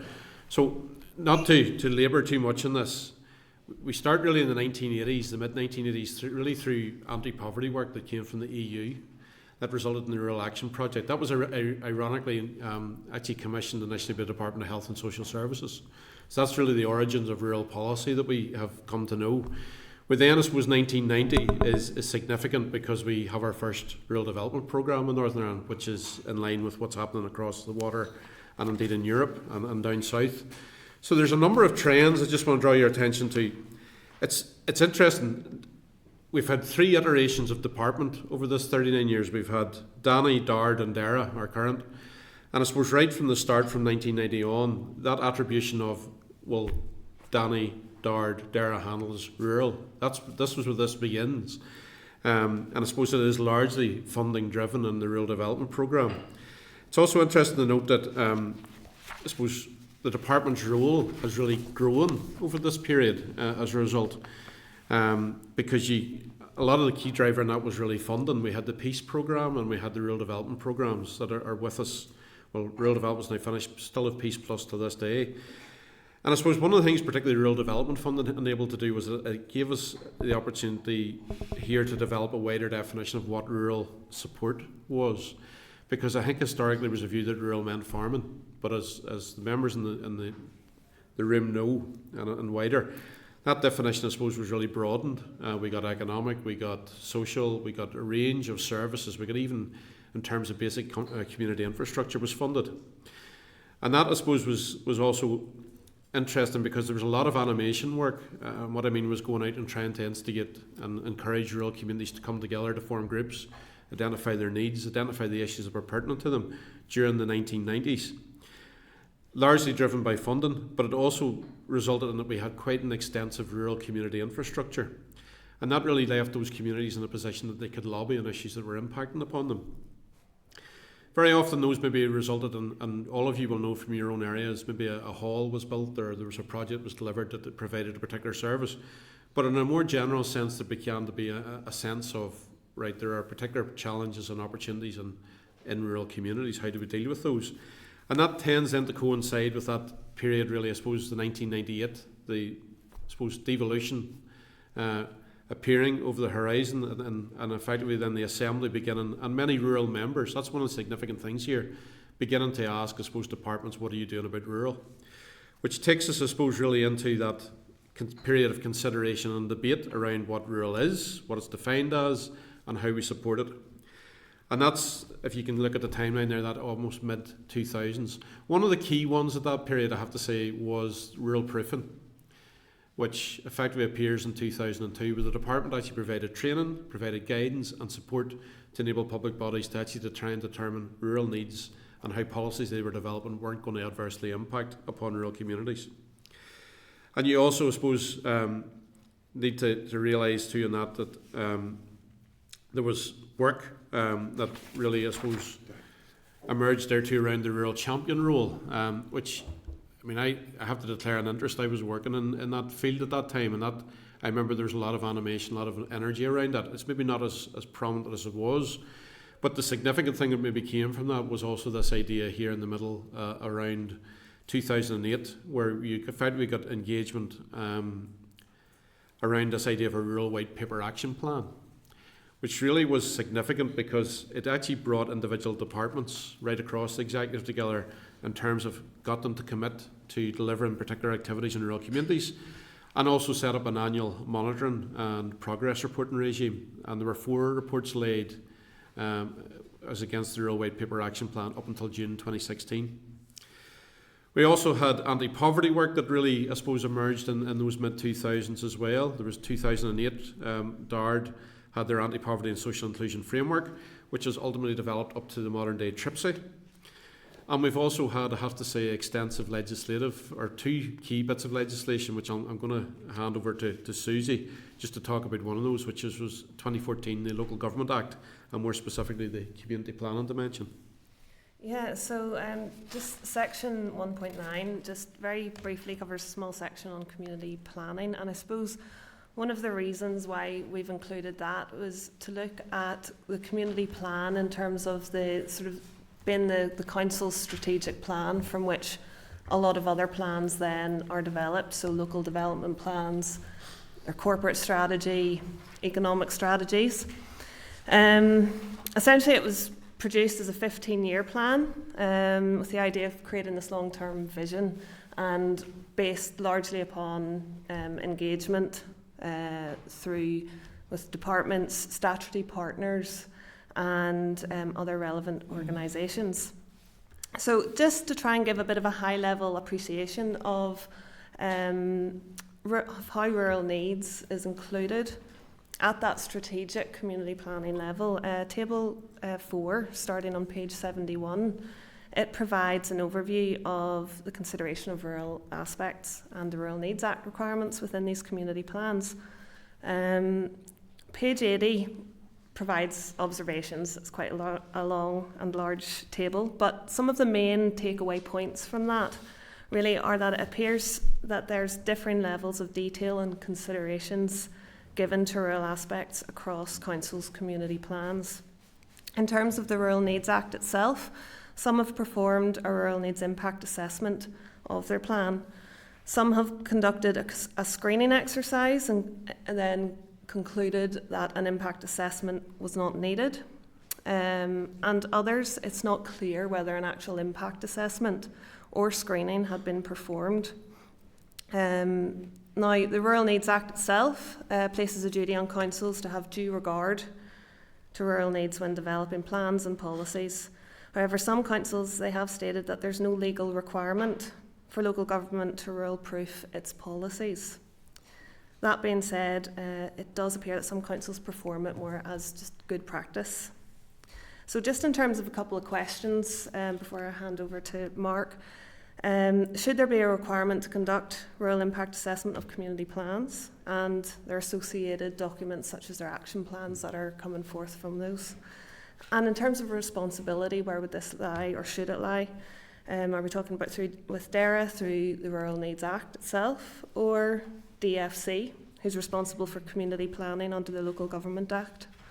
So I'm just going to leave it there for now and hand over to Mark. And thank you, Susie. And I suppose just where I want to pick up then is after the Local Government Act, the other significant bit of legislation was the Rural Needs Act in 2016, which, as Susie said, effectively placed a duty upon public bodies to consider the needs of rural communities. And those needs were defined as the social and economic needs of persons in rural areas.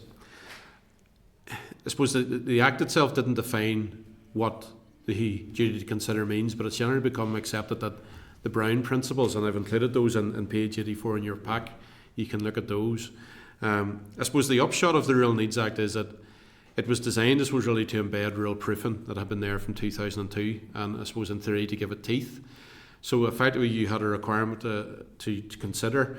What that has actually led to now is that you have, to all intents and purposes, public bodies conducting rural needs impact assessments, which are then reported in a rural needs report, which is laid each year. The most recent one, which covers the period between the 1st of April 2022 and the 31st of March 2023, that was just published in March past, highlights 502 rural needs impact assessments which are conducted over that time period. So there appears to be a significant body of work. One of my questions come on later is, okay, but is it actually changing decisions, or are policies actually being altered early on to effectively reflect and best meet the needs of rural communities? Or is this just effectively a risk of a box ticking exercise that someone said, yes, I've completed a rural needs impact assessment? And there maybe are some policies that many of you may have engaged with, some we have looked at, where you kind of question what was the rural needs impact assessment. Also, I think the other thing, just as we move in towards the last part of this presentation, is that the recent years have also seen quite a degree of uncertainty around funding streams across government, and rural affairs is no different than other areas. It's maybe in some ways low-hanging fruit, maybe in relation to departmental budget as well. We still have, as I said, we have Peace Plus with us up until 2027, and we have TRIPSI, Target and Rural Poverty Social Inclusion funding, up until the end of 2024, which is somewhat ironic because outside of Peace, we started in 1985 with anti-poverty money, and in 2024 we're sitting now without a rural development programme, but we still have TRIPSI funding. Now, there have been other government funds, and those are detailed in the paper, but in terms of none of those were specifically ring-fenced for rural, and Northern Ireland has been bidding effectively on a national basis to secure them as well. Now, there have been successful beneficiaries, but that's been a different circumstance to what we would have been used to. One other thing I just want to reflect on as well. I think DAERA has been actively engaged over the last 5 to 6 years in trying to think what the future of rural policy is. And indeed in 2022 there was a rural policy framework published to try and give some direction and structure upon which to hang all the various initiatives. As things stand, and this is relatively recent developments, the rural policy does appear to be defunct. The Minister seems to have established a new rural policy unit in the department, and they have been tasked with producing a new rural policy framework by 2025, by March 2025. And there's also currently a TRIPSI review, which is scheduled to complete in early 2025. Those are both in the DAERA business plan. So just very quickly, some very quick questions that we thought maybe were pertinent, as the Chair mentioned, they're in the pack. What does rural policy cover, and how is it best covered? And how is it best delivered? Should DAERA lead? I think that question is there, and I think given the budgetary constraint, it's very real. Is DAERA still committed to being the rural champion? And if DAERA didn't lead on and fund rural policy and support, would it make any difference? Would we see a difference? Would other departments ultimately step up and take on responsibilities? Will rural policy and support continue to be broad in definition? I mean, that's one of the things that has marked this period. Or is rural policy going to retreat to being farming? I think we also have questions around, has rural policy been mainstreamed as a result of rural proofing, the Rural Needs Act and the Rural White Paper Action Plan? Does the evidence we have suggest that? As I said, there are 504 rural needs impact assessments. Does that mean that there is now active consideration of rural needs, or is this simply people giving a nod to it but not actually doing anything about it? We're also, as we said, a bit of a crossroads in terms of funding. Does rural policy need funding to accompany it, or can it stand without effectively financial support or grant programmes? And I just draw your attention to the Assembly had actually been down when the Rural White Paper Action Plan had been due to be reviewed in 2017. To my knowledge, there's been no other activity in that area since. Is that something that we may wish to look at again, given we've got individual departments making commitments to how their services are going to benefit rural communities? And I also have to say in that regard, is there an appetite for a new Rural White Paper Action Plan? Specifically with regards to the Rural Needs Act, there hasn't yet been a review. It's interesting because Susan and myself were talking, back in that time, 2016, it wouldn't have been unusual to see a review built in. Now, the actual schedule in terms of the public bodies that are affected has gone out to regular consultation, but as to an overall review of the overall legislation, that hasn't occurred. Is that something we might want to push for or consider? And I suppose the other thing is, has the duty to give due regard to the needs of rural meant that the proposed rural policy changes, or policy changes, have actually changed? We've struggled to find any evidence to that effect, to be honest. Susie alluded to, and I just want to say just in closing, is there a need for a review of the community planning process and associated community plans with specific regards to the consideration of need, participation and outcomes for rural communities? And I think there also has to be questions, if we're now in the process of developing a new rural policy, how will that interface with councils and with the community plan process? Because local government and central government here are obviously trying to achieve similar things, maybe in some of these policy spaces. So probably, I don't want to say any more than that, but we're happy to take any questions, and thank you for your time. Mr. Chairman, I apologise, I have to attend a funeral. Okay. Okay. All right, William, thank you. And it's for leaving, all right. Okay, Mark and Susie, thank you very much for that. Check and record it here. Although we don't need to make a decision, but thank you for that. And just to clarify, Mark, something you said there was no review built into the Rural Needs Act, is that right? No. And there hasn't been any review taken place by the department? That's a bigger question, Tom. I'm not in a position to answer that as to whether what the department's plans are for. I mean, the only thing They haven't up to now, have they? No. Well, I mean, there's been a rural policy formulated that I would have assumed would have included a consideration of the impacts, but as a specific, dedicated, standalone review of the Rural Needs Act, I'm not aware. Other than I said the changes to the schedule, there's been even a recent consultation in terms of the public bodies impacted and included. I've been trying to make an assessment there just from your briefing, without success on my part, as to whether there's a general view that the Rural Needs Act is doing what it says in the tin, or is it just there for a bit of showcase? That's an upmarket rural proofing document? Well, I think we ask the same question in a sense that you have that rural needs report which is published, which quantifies the number of rural needs impact assessments. But to be blunt, probably rather than numbers, we would need to know more about process. So as 504 seems a very impressive figure, how was policy developed, for example, in health or even a local council? As CC alluded to, even a community plan. And did it actually recount and reflect, or did it change as a result of that process? Okay. And that's, I think, where there are questions that we couldn't find evidence to substantiate. I think it is an issue, to be fair. And look, it's gone on from 2016. I think we're a bit into the unknown at that stage around this new legislation, because we never dealt with the legislative base for rural proofing as such before that. So we're into a new base, but we're 8 years on now. So I think it is time for a definitive review to try and ensure that we're getting the most out of it, or that the wider rural population are getting the most out of it, which personally I don't believe they are. I think it can deliver more, and it's even in its current form, which is not happening. But I'm only saying that on the basis that maybe we want to make a recommendation to DERA to do something, or see if they'll appoint someone, or maybe it's a job for this committee or something. I'm not sure, but I'm just saying that's my viewpoint. Sorry, Patsy.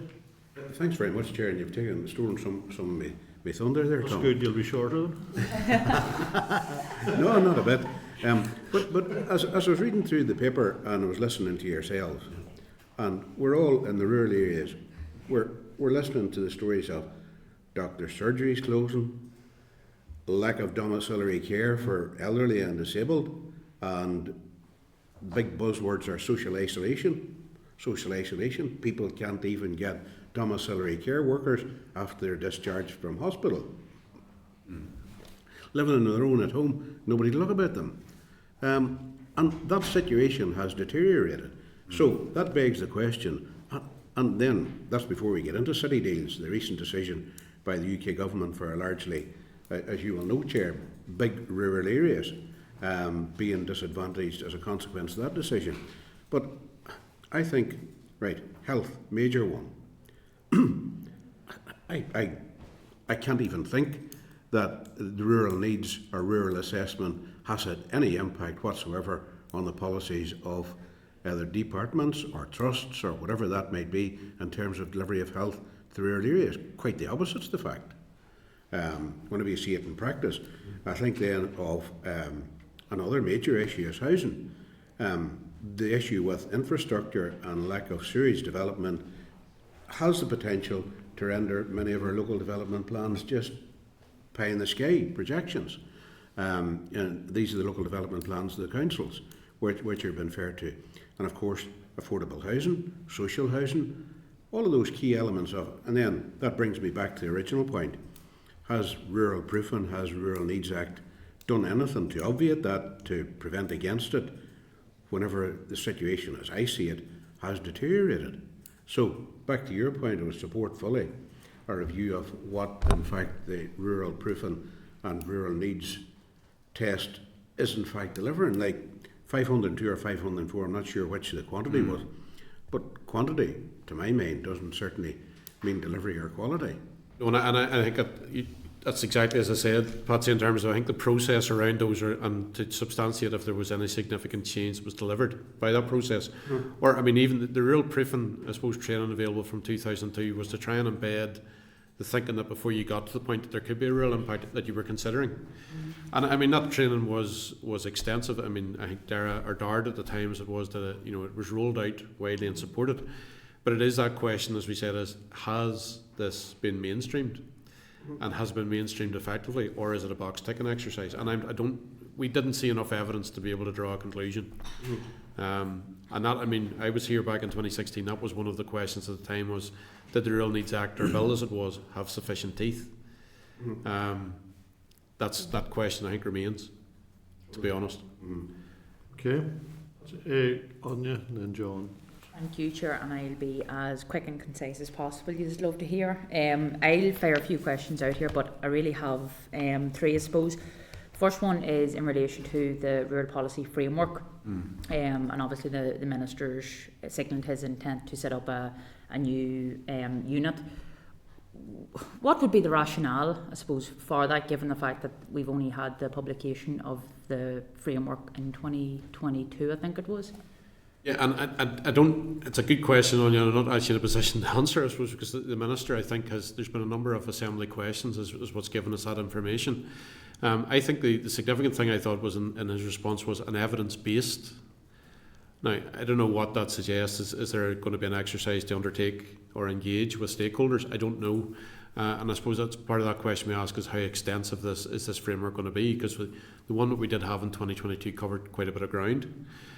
I suppose since 2022 some of the ground has maybe shifted, and maybe it is. I mean, I would look at it as potentially an opportunity with that and TRIPSI being reviewed at the minute too, to maybe try and get an idea as to where things are meant to go. As to what the Minister's thinking is, or what the rural policy units, they're better placed to speak to that than I am. But it would be interesting to know what direction of travel we're moving in.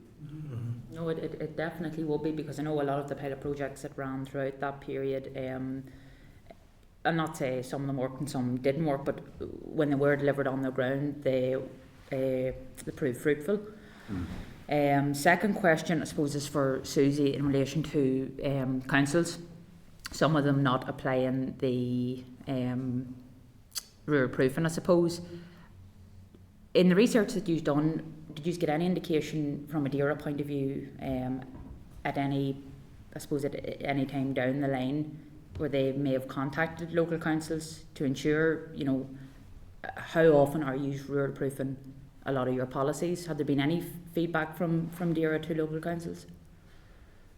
I mean, only really from that report, Yeah. the annual reporting. I mean, not specifically, not aware of, direct and specific contact, that goes beyond maybe the consultation exercises and, specifically looking at community planning, the years of development and documents that have led to the final community plan, and whether DERA had more, input there, obviously it being more a DFC led area, but to be honest, in terms of looking at our paper, and what we were able to see was just the annual reports that Mark had mentioned, and you could see who on what councils had actually conducted that, but you didn't get a sense of the quality, from and I think it's a good question on you too, because to build on Susie's point, maybe it's kind of maybe difficult for us to identify what the awareness of the duties are. But I mean, the Rural Needs Act is, I'll just read it. A public authority, which includes district councils, must have due regard to rural needs when developing, adopting, implementing or revising policy, strategies and plans, and designing and delivering public services. So community plans sit centre in the obligation. So it's interesting, I suppose, to see the variation that we see. And in relation to, you mentioned the words there, due regard, and I'm going to link that into the Brown principles again. Yes. I think it was either in your presentation or in your briefing. There is no actual. Is there a proper definition of due regard? Not in the actual act, but by convention we find ourselves that the Brown principles are. That's effectively what is used to inform, and that's said there on page 84. I mean, you can see them there. They are. I suppose one of the issues here is there's no sanction. Yeah. But I mean, you're looking there. So what do they have to do? The 6 Brown principles: knowledge. Decision makers should be aware of the implications of the duty when making decisions. Timeliness. Analysis must be rigorous. Non-delegable. Continuing duty and record keeping.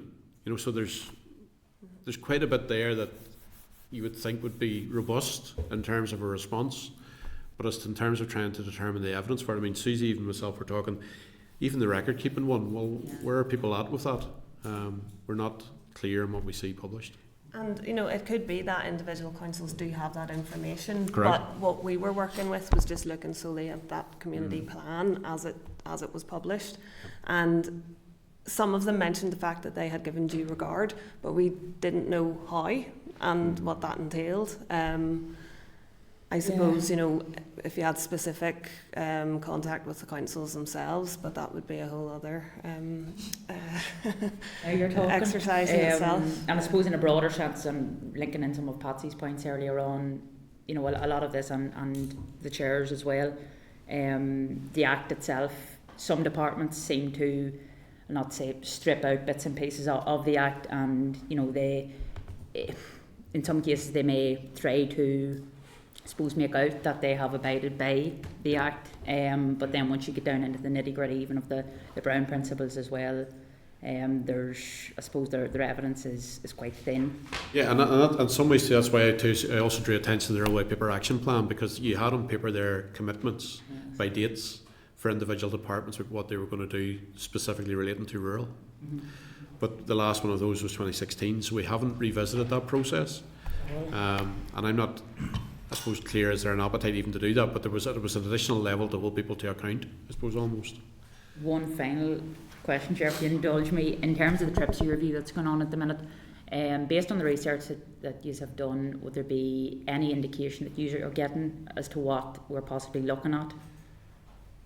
Sorry, don't, Anya, because again, basically going on what questions and answers to questions, which suggests it'll be completed. I think it started in May, and I think it's due to complete in early 2025. So as to the scope or what the recommendation will be, not sure. I think the positive is that there is funding until at least the end of 2024. Beyond that, I suppose, becomes a question, but that probably ties in then with the review completion. So, but no, not really able to answer that one. Sorry. Thank you, Chair. Thank you. John Blair. Thank you, Mark and Susie, for this. It's a really good oversight and highlights some of the problems or the areas that are difficult to pinpoint. Responsibility, my life. So I'm going to make a suggestion, given that we highlighted this as an area for scrutiny at our planning day for the committee earlier in the year. I think the first thing we need to do is really have a proper conversation based on the findings of this report with the Rural Policy Unit. I think we have to determine where statutory responsibility lies. I see, for example, in the analysis of the community plans of councils, and I point out some of these are not the responsibility of council, but public transport, rural deprivation, regeneration, housing was mentioned here today. None of these are the responsibility of DAERA, so a crucial starting point has to be that statutory responsibility, how DAERA can input to that, monitor that, or take action on that. Frankly, I don't know. And then how the rest of it interfaces at policy making level before it's taken forward. But the starting point has to be the conversation of the framework of policy and implementation before we start making recommendations on how it's improved. But the community planning piece is certainly a big part of it, and that lies very distinctly with a different department. Yeah.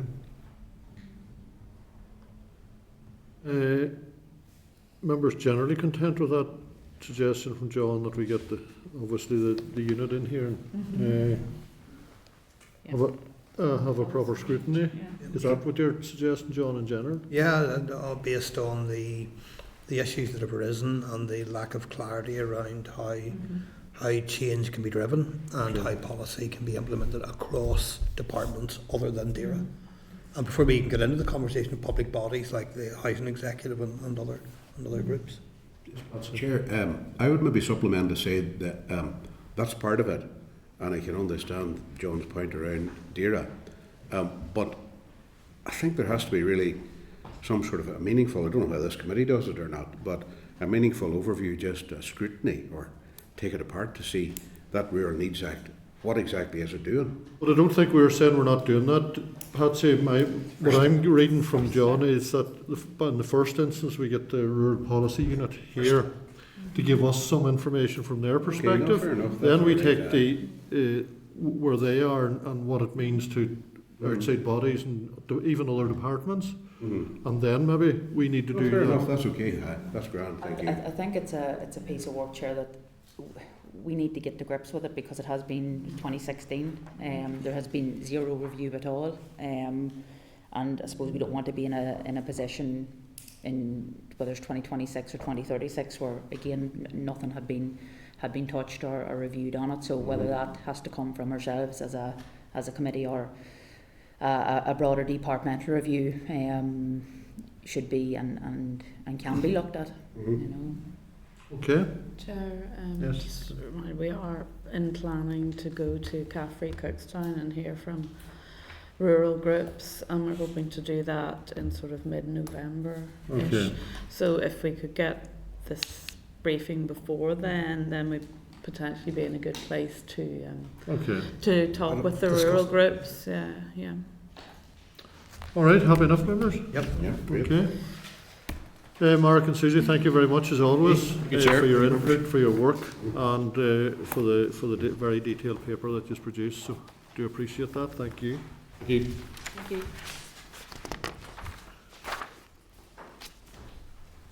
Okay, members. Agenda item 8. There's a departmental written briefing on the SR 2024-171 HOP Certification Amendment Regulations, Northern Ireland 2024. Last week's meeting, the SL1 HOP Certification Amendment Regulations was considered, and we had a second oral briefing. The papers are in your packet, pages 105 to 124. SR 2024-171, the HOP Certification Amendment Regulation, Northern Ireland 2024, and the SL HOP Certification Amendment Regulation, Northern Ireland 2024. As outlined by the officials last week's meeting, these regulations amend the HOP Certification Regulation 1979 as they apply in Northern Ireland, primarily to maintain enforcement powers for updated EU rules on HOP certification and imports from third countries which are directly applicable here under the Windsor Framework. These regulations will ensure the Department can maintain quality control on hops and are imported for breweries here. They highlighted there was not sufficient divergence from the wider UK regulations. Any further comments, members? There was just one actually that came to mind for me. Is this not something the Windsor Framework Scrutiny Committee should look at? I would have thought it would have come before them. No?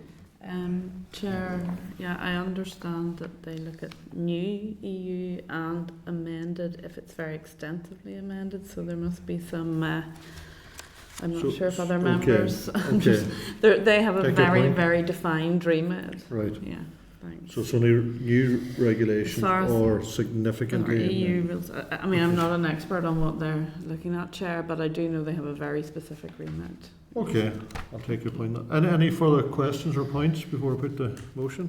Okay. Okay, members, I put the motion. The Committee for Agriculture, Environment and Rural Affairs considered SR 2024-171 HOP Certification Amendment Regulation, Northern Ireland 2024, and the Committee has no objection to the rule. Are you agreed? No. Agreed. Okay, we'll have a vote then. All those who are agreed, press your right hand. Okay. Those who are not agreed. Okay. So we're against 3-2. 3. Okay, that'll go to. I'm assuming that will go to the. 3 against and 2 for. Okay. That will go to the Assembly for debate. Yes, my role then is to alert the business office to that fact, and there will be a.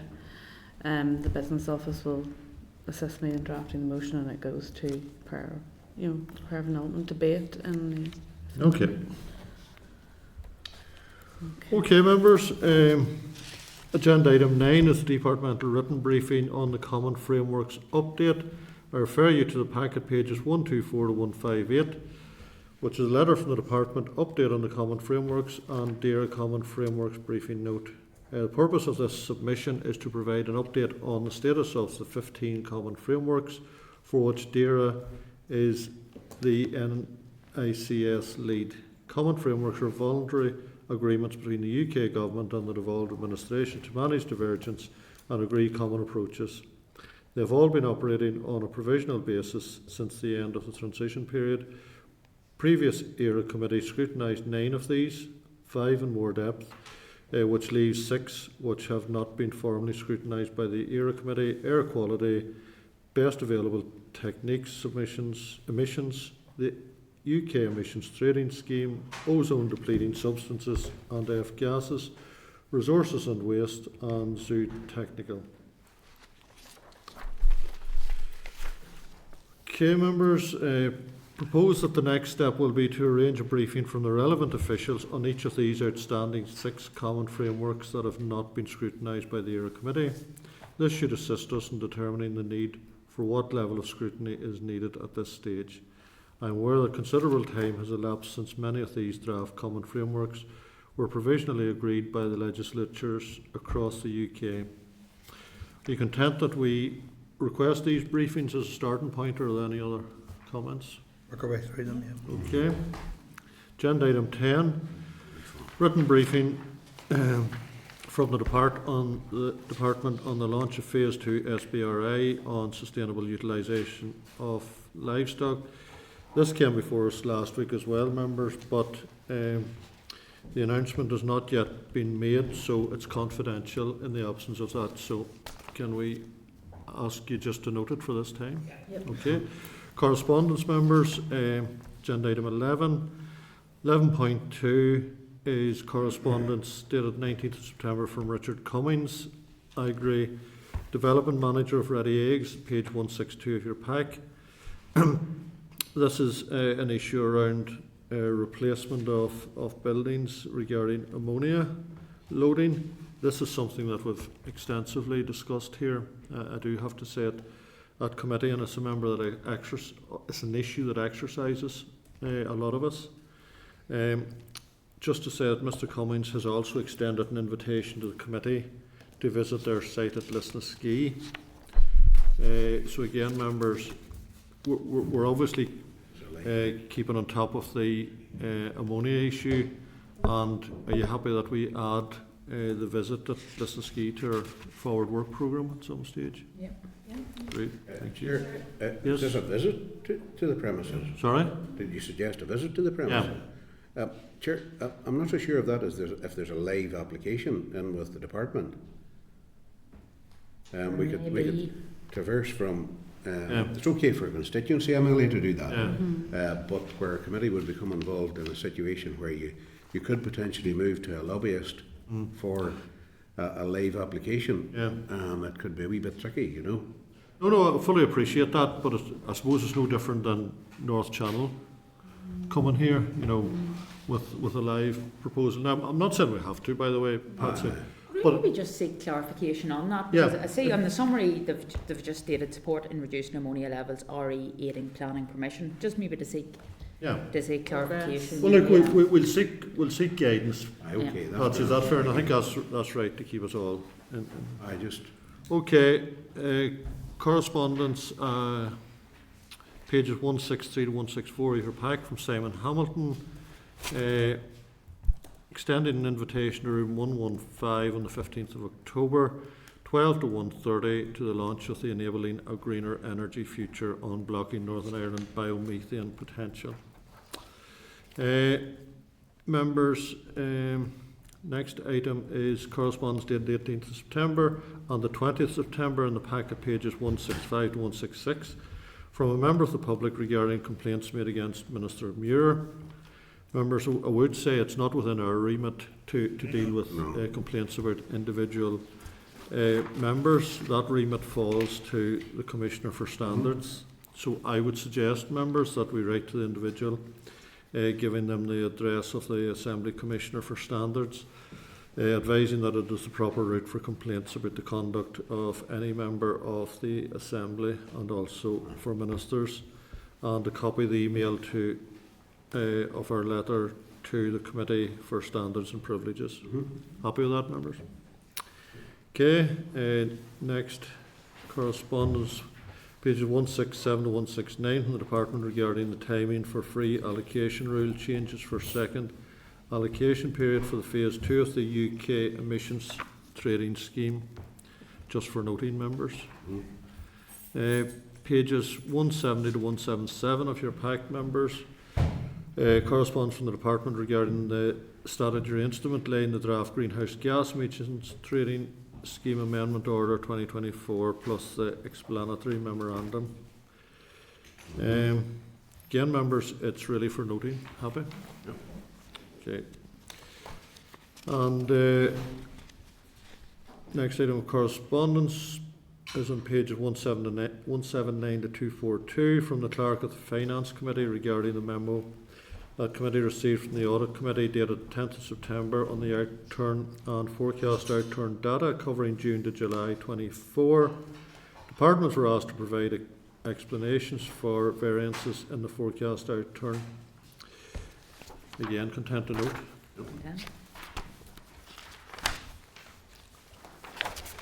Okay, members, next correspondence is at pages 243 to 246 of your pack regarding work of the Interim Public Sector Transformation Board. 29 proposals, 18 of the proposals are categorised as digital and within the digital landscape review. Are you content to note this stage, members, or do you want to seek an oral briefing from the department? Happy to note them. Judges want to come back. Okay, next item is at pages 247 to 257 of your pack from the Clerk of the Finance Committee regarding the Financial Provisions Bill. The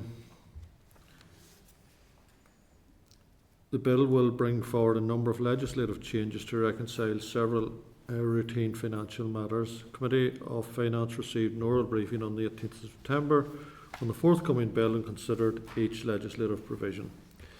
Officials were unable to provide a definite timeline for the introduction of the bill, and the Finance Committee will lead the scrutiny at committee stage. This time each committee will be asked to comment on the provisions applicable to the remit of their department. In our case, we are already aware that the marine licensing fees are to be included in the bill. Content to note?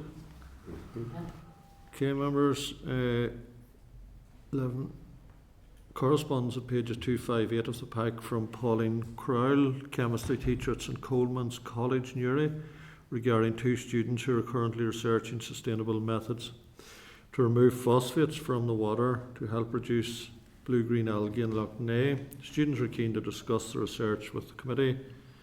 I think John Blair, the correspondence came through John, but John is gone. So I happily support that too, you know. Yeah, but I'm just wondering, we as a committee, do we just send it to the department and support, or do you just want to have an informal meeting with the students? Yeah. As a school, it would be helpful to encourage them a bit, you know. Yeah. So. Well, look, maybe we'll arrange an informal meeting. Is that fair? Okay. Great. Okay, members. Last item of correspondence, pages 12 to 130 of your table papers regarding the consultation on seabirds in a LASMO branch, which is now commenced. Department has issued an apology for not informing the committee in advance. This was an administrative oversight. Are you content to note? Right. Agenda item 12 is the draft forward work programme, which is in your packet, pages 260 to 262, regarding the draft forward work programme until the 24th of October.